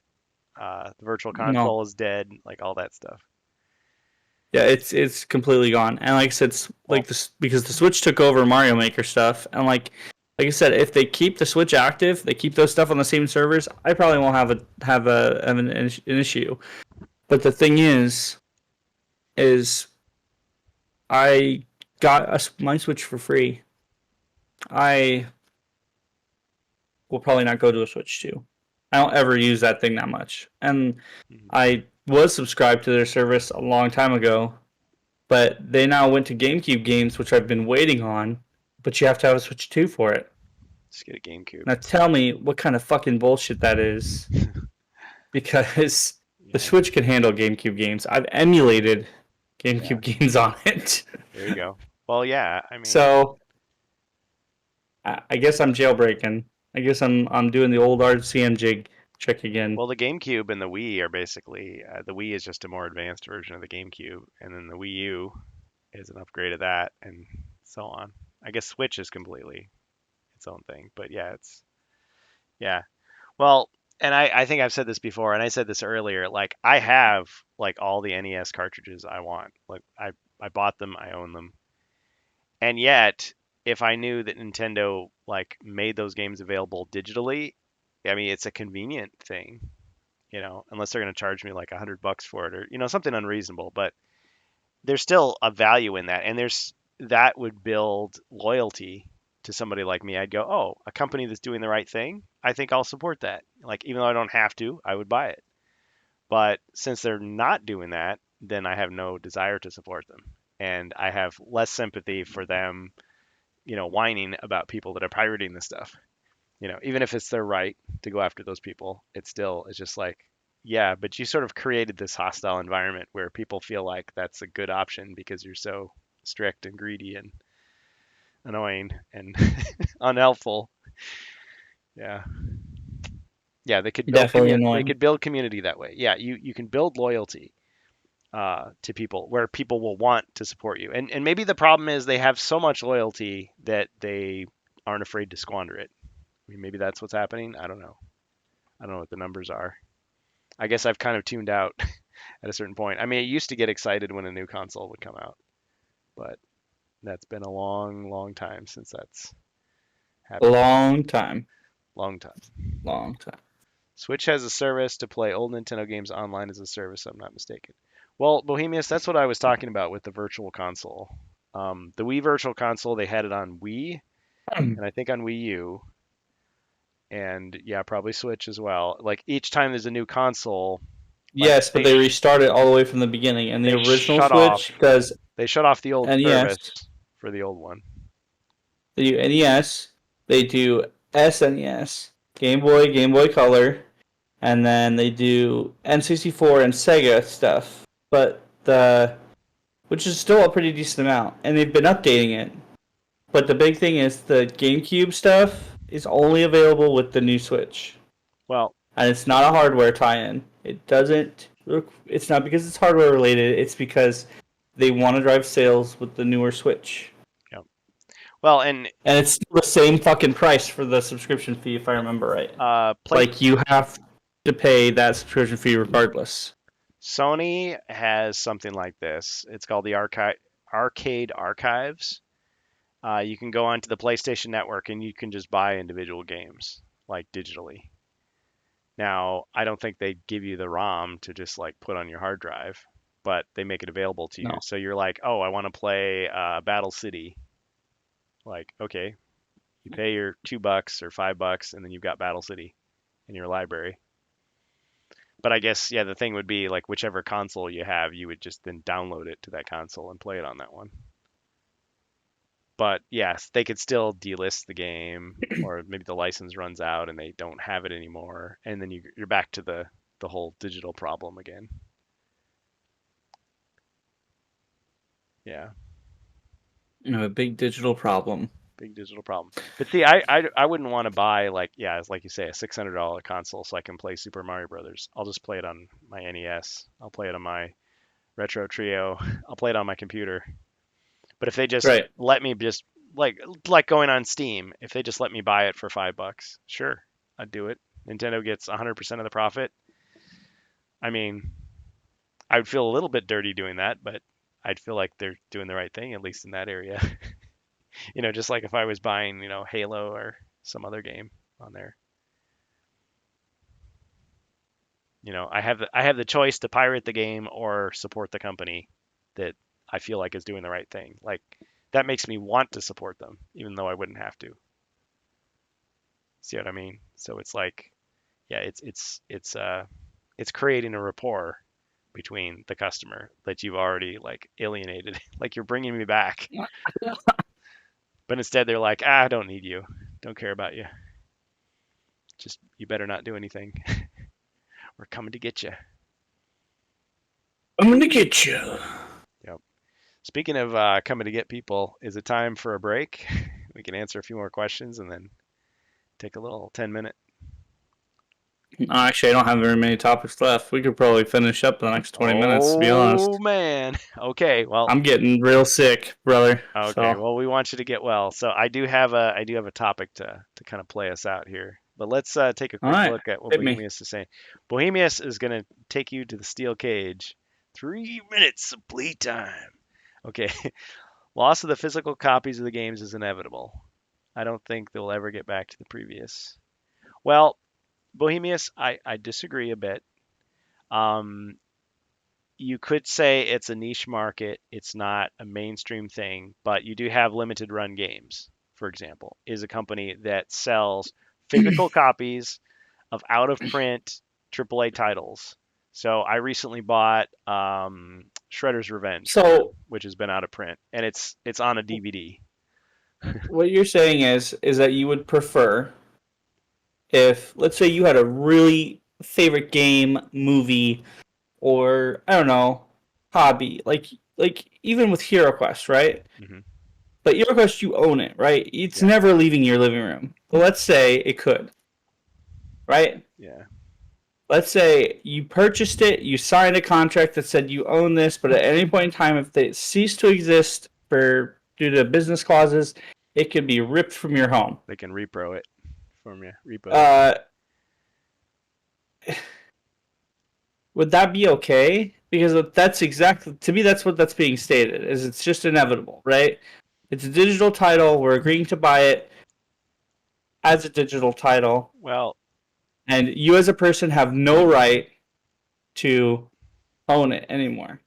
And I'm going to tell you right now, that's why I'm not buying video games as much anymore. That's why I don't stream as much anymore, because I don't pay money to temporarily own anything. I I could pay a small amount of money to rent something, but they're hiding behind those words. I don't pay for that. And there used to be a big thing about 10 years ago where a whole console got lost. This is why Xbox lost the console war, man. You don't release a console and say you don't own anything. Yeah, I want you to pay $600 to me, and then I want you to buy all these games. Your console has to be completely online, and then I just want to let you know that you can't own anything that you buy because it belongs to Xbox. well, what Rob is saying there is he says I don't mind if it's digital if you can save the files yourself on your own hard drive. So maybe But you like can't. what GOG did, Well, yeah, okay, maybe GOG, but like that's what I'm saying but is like Xbox. they make it hard. They convert the files and stuff over on other platforms. They don't even do that with music anymore. And I've gotten over music, but like that's what I'm saying is like if I'm because game or music, you can still buy an album, you still buy a record, right? And they're not fighting to eliminate those. Well, they now are, but like that's what I'm saying is like as long as these things are still available, you can still walk somewhere and buy something, right? As long as the classics are still available, right? They wouldn't try to get rid of. I don't know. I'm trying to like bands like Blue Oyster Cult or Nirvana or hell, even like you got Eddie Van Halen, like bigger names like that. They wouldn't try to eliminate that so they could introduce a new version of him today. That'd be absurd. They only do this shit a lot of the time with movies and video games. Yeah. Well, and I And I you hear know, I hear what Bohemius is saying, but I still feel like it's one of those things that maybe they have like the legal right to do it, but is it really like the most moral or ethical thing? Is it the most customer friendly thing? Is it the sort of thing that keeps me like thinking they're a great company? No, it makes me want to rebel against it. And I think we do have some power in it, some sway. I mean, yes, this is the direction that these companies are choosing to go, but we don't have to just take it. Like, I think we still no, have, and that's what I'm if saying, they man. I listen, don't let my life get bad on it, but oh, that's yeah, what I'm saying is like I don't. I'm not gonna sit there and tell them that's okay. yeah. Like I'm, that's where I'm going at on I'm it. going to Right? resist it. And even if the resistance is just, I'm not going to buy it this time. Like, that's the smallest thing I can do. Yeah, and even if I lose, right? Well, okay, and that's it, man. But like it starts small, and like this has been a tried and true thing of history, man. It starts small. It starts Hmm. with it starts with media and entertainment. But the next thing it could be your property taxes. It could be anything else. And I'm not gonna get political in that's as the form is. But as soon as you just give up, you know, Yeah, then of course it's going to happen. Well, and that's anywhere. some, That's not just where I live, man. That's anywhere. I well, can stop it. Oh, some, well, okay. Let me give a personal note there. I can't stop the world from changing, right? If the whole world changes and a whole bunch of people agree to this shit, that's up to them, man. But I'm gonna tell you what, I'm a hard-headed motherfucker, and I'm not gonna sit there and take it. If somebody comes into my home and blows me away because they say I'm breaking a law, that's up to them. I have a firm I have a firm belief on that, and that's where I stand on it. Like, okay, it's, well, with but the like, okay, monetary milk didn't start off at 5 cents for me, and it could go up inflation, to $8, inflation, yeah. and that's and that's what I'm saying though is I don't know if it's as like big as that though. I am okay with inflation and stuff, but that's not what I'm getting at here. I'm getting at the fact that like my kids need something to be inspired for when they go into music or art, right? And a lot of that stuff is diminishing, and I'm always going to speak about it. If it goes away, then whatever. Yeah. I think it's Like people will still create, things will still be created, things will still move on, right? But the whole point of my podcast, the whole point of our podcast was the point as the fact that there are people that are going to try to eliminate this to make money. There is no good or positive vibe to taking away things that are good for us and bad for them, right? Or good for us but don't mind them, but if they want to release something close to it, people will just avoid it and go back to the old because that's what they like, yeah. Even if right? e- Like, even if people you know, accept, let's say, okay, so we just continue on the trajectory we're on. The stuff that the Switch is doing and Microsoft is doing, all these companies, we just accept it. The majority of us just lay down, let them do it. They keep on doing it, and then 50 years later, like it's just been going so long that nobody remembers a time when it wasn't like this. Yes, then it's very hard to I rebel feel against. like we're going down a rabbit hole here. Mr. J, Bohemians, Mr. what J. does that have to do with the fact that I just want my kids to be inspired by things that came before? That's how good movies get made, man. That's how good music gets made. If you look at somebody who makes even like the funniest of TV shows, I don't know if you watch movies or TV or anything like that, but a lot of like really good shit that came out in the last, I don't know, 30 years, 30, 40 years even. Fuck, if you even go back to like the really old school black and white films, a lot of that stuff gets invented or gets invented because they read old books or like Mhm. they they they listened or what else they saw a play or something. If that stuff gets obliterated and you don't remember it because it just got obliterated from society and nobody could find it or anything like that, we start to lose a lot of that creativity. We will still have it, but we won't have a lot of it. Well, the dirty And like, I'm not just gonna not talk about it. That's what I'm saying. Is like, no, I can't change it, but I'm not just gonna go, I keep wanting to jump in here. Sorry. uh, Well, the like I dirt just don't like it. the dirty secret is though these studios who put out new comedies and new action movies and say like this is better than anything that's ever been made. Forget about the past. They still cash in and make money from selling the old ones. So they'll still sell you the original Naked Gun even while they're selling you the new one. They'll still sell you the old Star Wars while they're selling you the new one. Ah, but there's the ticker though. But Is they for could, now they do that. for now, they do it. They could just stop. They could just quit cold Also, turkey. Bohemians, if you want to say that I'm grumpy about anything, because I don't know about Kurgan not being grumpy about anything, but like if you want to say I'm grumpy about anything, I just don't Oh, like big corporations. That's the stick up my ass. Right? I don't. I would rather go to a local shop than he's quoting go last. to a big corporation about anything. He's quoting But you Last just Jedi to you. yes, I know he did. Yes, I did. but the Well but played. the uh, but the thing is um, you just saw me playing a Ubisoft title and cloud streaming. Two things that I don't particularly like, right? But I'll use them if I need to. Hmm. I don't tell people never to do something. Like if they need to do it, like if I would recommend it, then yeah. You still watch movies from the 60s. I have. Where were we just talking about that, Kurgan? Were we talking about Yeah, The Thing? Like the original The yeah. Thing? The thing That from wasn't another from the world. 60s though. That was like the The 30s, wasn't it? uh, hmm. I thought it was the 50s. Now, 50s. when you think about Okay, the yeah. 60s, I So think of like Doctor Who, and I think of like Night of the Living Dead, or and I still watch Gunsmoke, yeah, there's a TV show. Have Gun Will Travel. Star Trek, the Those original are series. all old school. Those are 60s TVs, Yeah, 60s TV shows. Do you impose those movies onto your kids? My kids have watched them, yes. yeah.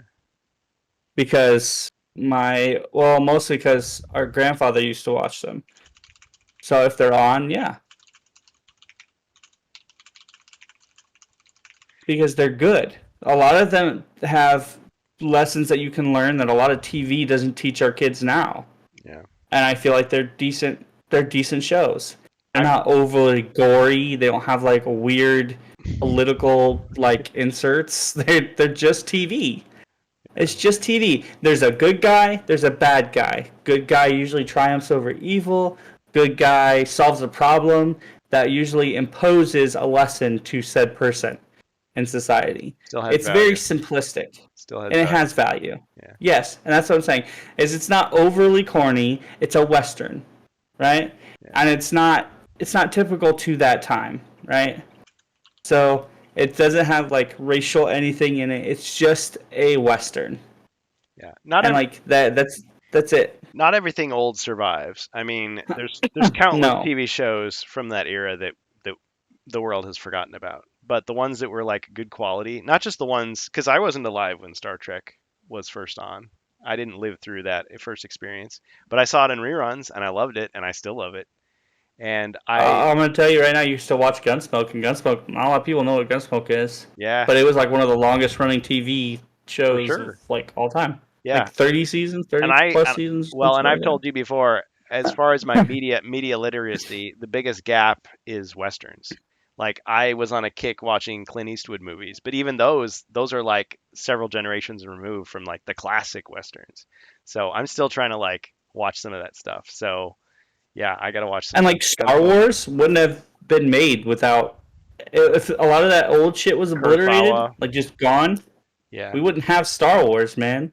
yeah. Wouldn't have Star Wars.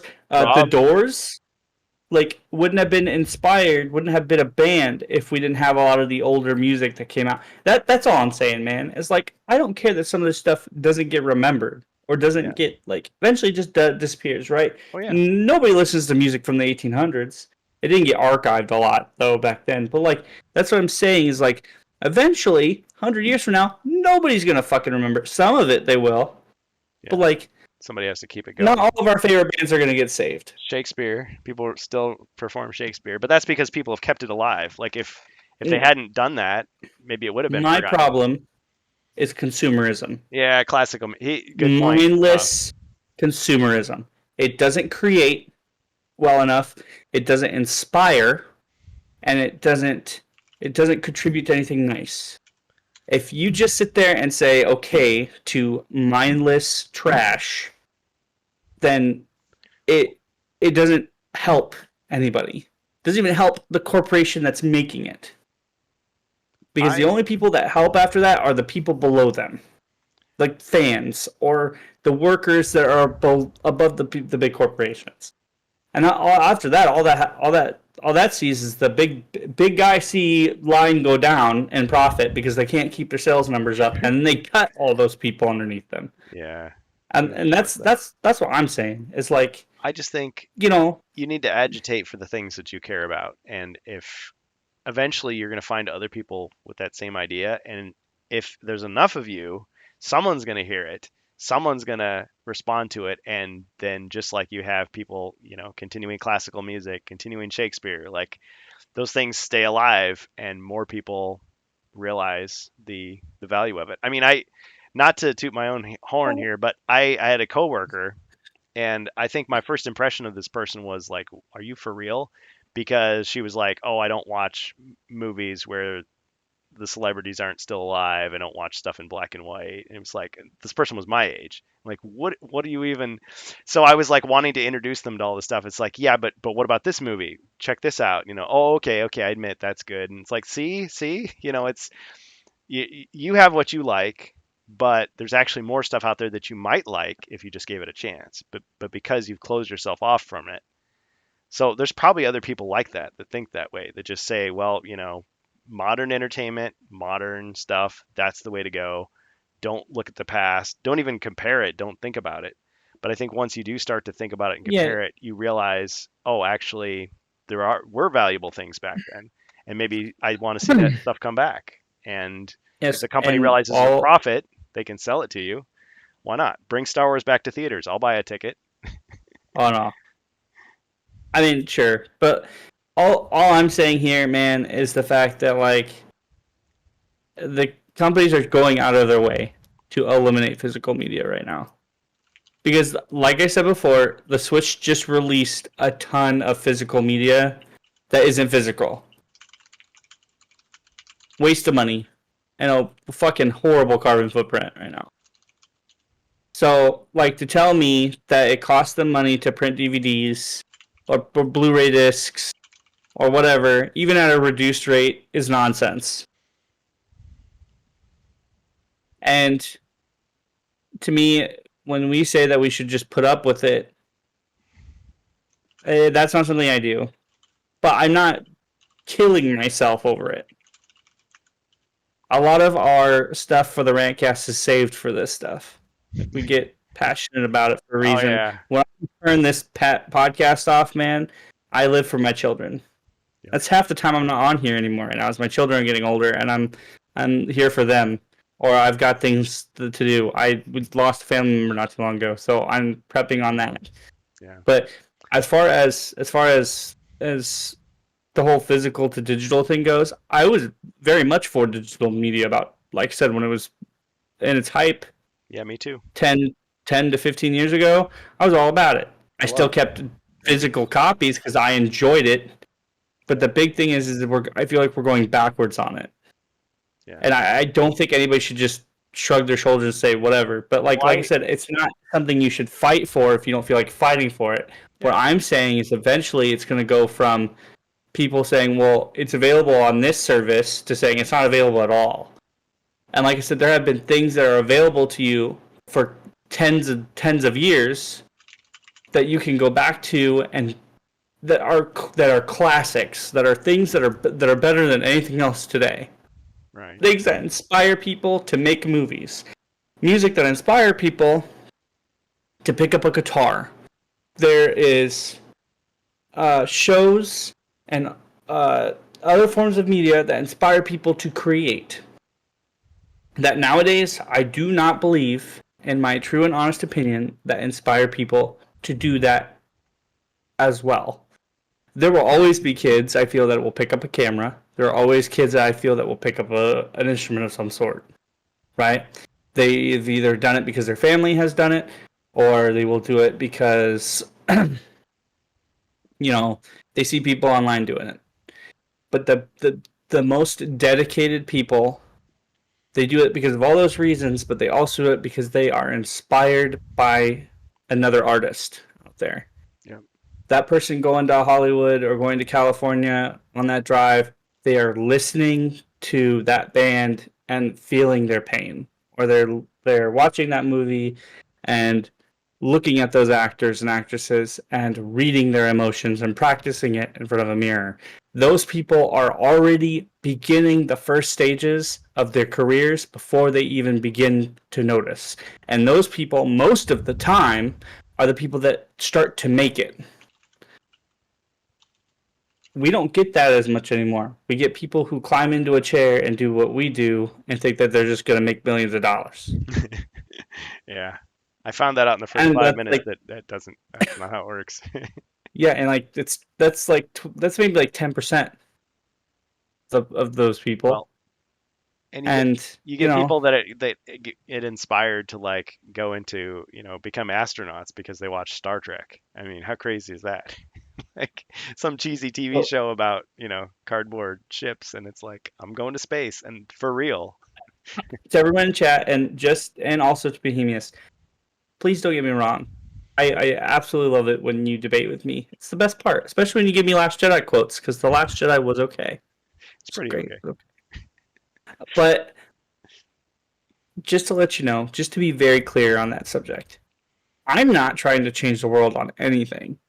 But the biggest thing is if I can convince some people, if I can put my voice out to even people on the HeroQuest front, right?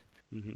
That something in your if something happens to your board game, if something that's not right there is wrong, that we feel is wrong, and it gets heard.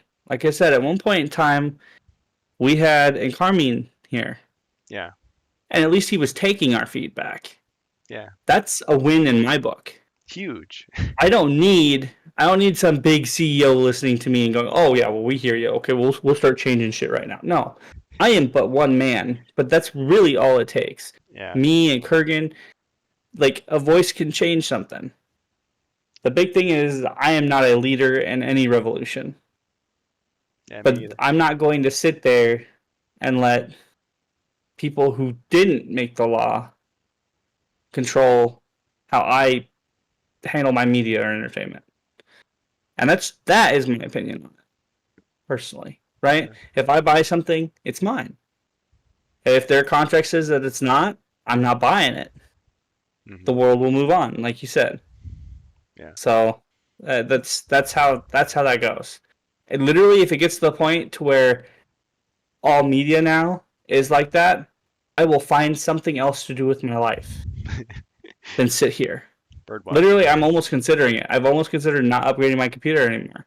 I will grab a laptop or use my iPad and I will just ride out the rest of my life. I don't care. Like, that's how much I don't give a shit. The big thing is I'm still going to speak about it. That's the difference. Is the fact that I'll speak about it, but when the fun stops becoming fun, I'm done. I'm out. See you later. Because I am not a slave to anybody. And I don't encourage anybody else to do the same. Hmm. Yeah. And then that's it. Big corporation tells you to sit down and watch your entertainment with a smile on your face, even though you don't own it. Then the next thing that you should be saying is why, not yes, sir. You shouldn't jump when they tell you to. Now he's quoting Rogue One to you. It's quote. No, I mean it is kind of a true statement. Save the dream. Save the dream. Yep. I appreciate the because he does keep me on my toes though. Yeah. I Yeah. sit here in a slog and I say, "Oh, this sucks. This is some shit." And he's like, "Well, why is it shit? Can you tell me why? Because I don't think it's shit. I'm not gonna be in a slog about it." I'm like, "Well, let me tell you something, brother." Yeah. Yeah. Yeah. Just imagine if this show was just us just shouting into the void, but it's not. You guys make it No, it's come not. alive. Come alive. And you know, No. I am so glad you brought up Encarmine because I remember being at Gen Con 2 years ago and I made some self-deprecating, and I probably shouldn't have said it, but self-deprecating statement. And I wasn't even talking to him. I was talking, I think, Avalon Bill, and I said, "Oh, but nobody watches the Rantcast." And then Carmine was just standing there, and he's like, "I watch the Rantcast." And I was like, "You're right. I'm sorry." So yeah, See? it's like he could have just ignored us. Like, oh, those guys are jerks. I'll just tune them out easy because we weren't big, and we're still not big. We got 50 viewers or 50 followers. Woo. But I mean, compared No. to some influencers out there who have millions of people watching them, like they could just ignore us and just focus on what those people are saying. And my positive outlook on it is the fact that we're the hard to find podcast that actually matters. We're those people who don't think that we have to be online all the time to make a difference. I Sure. feel like we should be online a lot more, but like Yeah. I said, we're those people who don't get paid 24/7. Set up by a Twitch or anything. Patreon. So everything that we say, we mean. It's Yeah. got value. So that's I think that's you know that's something, right? Yeah. Oh, also speaking of which, Integrity. to kind of piggyback on this before we call it, We um, can talk about Etsy you were next time. sending me a link to the original cut of the of Star Wars, right? I guess Kathleen Kennedy showed Yes. it in front of a bunch of people Yep. because I don't know, she's trying to save face or some bullshit. But She needs a win before she um, retires. I was so unimpressed by this comment because I was like, you can still watch that somewhere, can't you? And I guess if you don't own it on VHS or beta or whatever the fuck before Laserdisc. prior, Yeah. um, it's not really available. And I did not know this.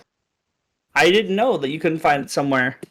Um, I guess and I was trying to tell him, Kurgan, like Hmm. about the despecialized editions. I could not remember to begin with, but I Army guess you can specialized. find. Yeah.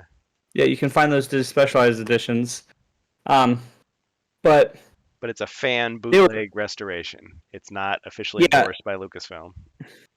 Yeah. but I guess it is a hard sell to find the original, like the original edit. The ones before they were like, you know, I think it was before the 1995 like add-ins. I'm gonna post and the then link in so the on and so chat. forth. I'm gonna post the link in the chat. Now this is from Film Threat, and I love those guys. I know not everybody And likes and them, this but is and they're talking about the original cut, like the ones before, like the Java insert and shit, right? yes, this Because I think that's where they started doing it. Is the the word '95? I think is when they added special the edition. Java insert and shit. Yeah, Yeah. the CGI. There And were then they did '97 where they added the stuff to Moss Eisley and they started adding all the other crap. yeah, And then I think 97. after that, 2005 was when they started adding Anakin and more CGI. And I think 2011 was another Okay, there we big, go. yeah. Yeah, yeah. So there you go. So 1997 was the special editions. 2004 was the first time Star Wars was officially on DVD, and there was more edits. I thought 2011? '95 was the Java insert, wasn't it? No, no, 97. Oh, okay. I had a guy that tried to tell me that before, and he told me that for years. And I was like, okay, fine. Well, maybe you're right. It's like no, and then he finally looked it Well, up, and it's no, like because no, I no. think '95 is when they re-released it in theaters, and that's when I went to go see it for the first time. I, 1995 was the last chance to own the original versions of the original trilogy, and there was like yeah, multiple VHS and Laserdisc releases. They had the faces on them, so there's the Stormtrooper, Darth Vader, and was it Yoda on the covers? yeah, And yep. then the special editions came out, and those were on VHS and Laserdisc. And George Lucas was holding off on DVD. Like people were like, "Why isn't he an early adopter of DVD? You know, where's Star Wars on DVD? Come on, where is it?" And so there was the 2004 edition, and it was all these edits. Well, in 2006, so technically, George Lucas has fulfilled that promise. In 2006, he re-released the 2004 edition with a bonus disc. These were called the limited editions. And the bonus disc had an unrestored copy of, they think it was the same like master that was used to create the laser discs, but the only thing that was different was you had the original soundtracks, and you had, well, not all of them, but you had the original soundtracks, and Star Wars, it just was Star Wars. It wasn't Episode 4 A New Hope, because that was added in 1981. So it was like, whoa, but it wasn't anamorphic widescreen, and there were some Oh, Dolby noise reductions. Like when the stormtrooper pops up, looks are droids. In that scene, like his helmet like has a smear as he moves. There's like a motion blur. It's kind of weird. And if you look at the edges of the screen, you can see it like wobbling, like they haven't stabilized it. So it's very raw. But technically, it's there. But now that came out in 2006, and then in 2008 it was re-released as like a, you could buy like each of the trilogies. So you have the prequel trilogy and the classic trilogy box sets, but since then, it has not come out officially. And what wow! Kennedy The was original cut with just the Star Wars on the Kennedy, yeah, crawl scroll. it's just the beginning. There's no episodes because yeah, once Empire comes out, it's like, oh well, that's episode 5, so you got to go back and say it's episode 4 and then 6 and da da da da. But what Kennedy was showing, I think a lot of people, and in the comments section of that video, you'll see it, is a lot of things that people kind of remember or half remember, kind of like common wisdom, little factoids. And as you know, a factoid is a fact. It's not really a fact. People were saying stuff like, "Oh, George Lucas can't give us the original trilogy because it's deteriorated, like the celluloid has, degraded." Not true, because they had this Technicolor print in a vault, and the colors are just as good as the first time it was shown in theaters. It's pristine.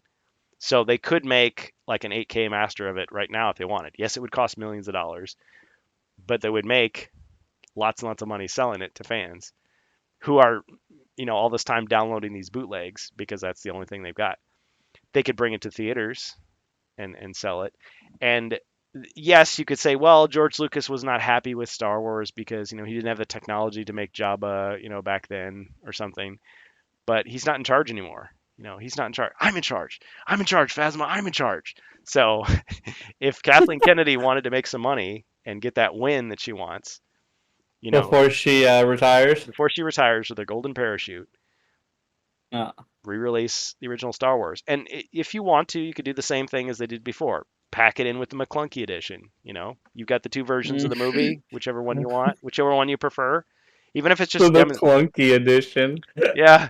Well, when think about the special edition. Think about the Star Wars special edition. What did they do? They put it on TV and there was clips on it, but on the DVD they would show you the making of. So they would show you the special edition footage, and then they'd show you the classic footage. And what was the difference? The special edition footage was on the DVD. The classic footage didn't correspond to any movie that existed that you could buy unless you went back to VHS or Laserdisc. That people didn't have Laserdisc players. But if you have the version of the movie, you could actually watch it. Lots of other like lesser movies have done this. Like I bought Night of the Living Dead, not Night of the Living, Dawn of the Dead, 1977, cult classic. There were three different cuts of the movie on the DVD that I bought from Walmart, and that's Dawn of the Dead, not the Zack Snyder one, the original. And I just recently bought Superman the movie, 1978. Two different versions of the movie on the same Blu-ray pack, and it's not even like there's a theatrical version. So there's a third version, Superman 2, Richard Donner cut, and then the theatrical cut. Uh, Justice League, you've got Zack Snyder's, and you've got the other guy, the original. So it's like all these other movies The have other guy. the other guy. What was it Joss Whedon? Is he the guy that did it? I can't even remember. Yes, Romero.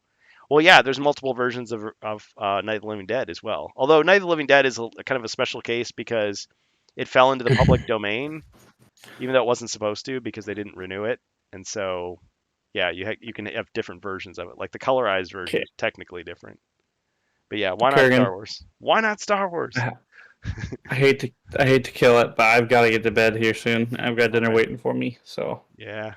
See, for once, you get to be the tired old man, and I gotta be the bad guy today. yep, yep.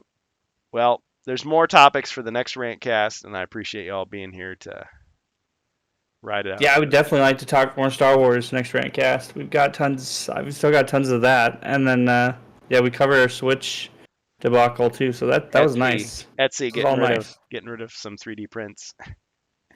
Yep. Yep, yep. And Warhammer making it. Well, I guess I got to rant about Warhammer, even while I praised them. Because the other thing I'll say about Warhammer, just to play us out here, is that a lot of the army that I'm building for this tournament is from 2007. So figure that one out. you know. Man, I can't believe that was almost 20 years ago. Holy Yep. shit. Yep. But those figures are going to get used finally in a competitive game. All right, guys. Well, thanks for joining us in the Rantcast. Rantcast. Yeah. All right. We'll see if there's somebody we can raid as we listen to the music here. All right. Thanks, buddy. Thanks, everybody. Take care, everybody. Have a good night.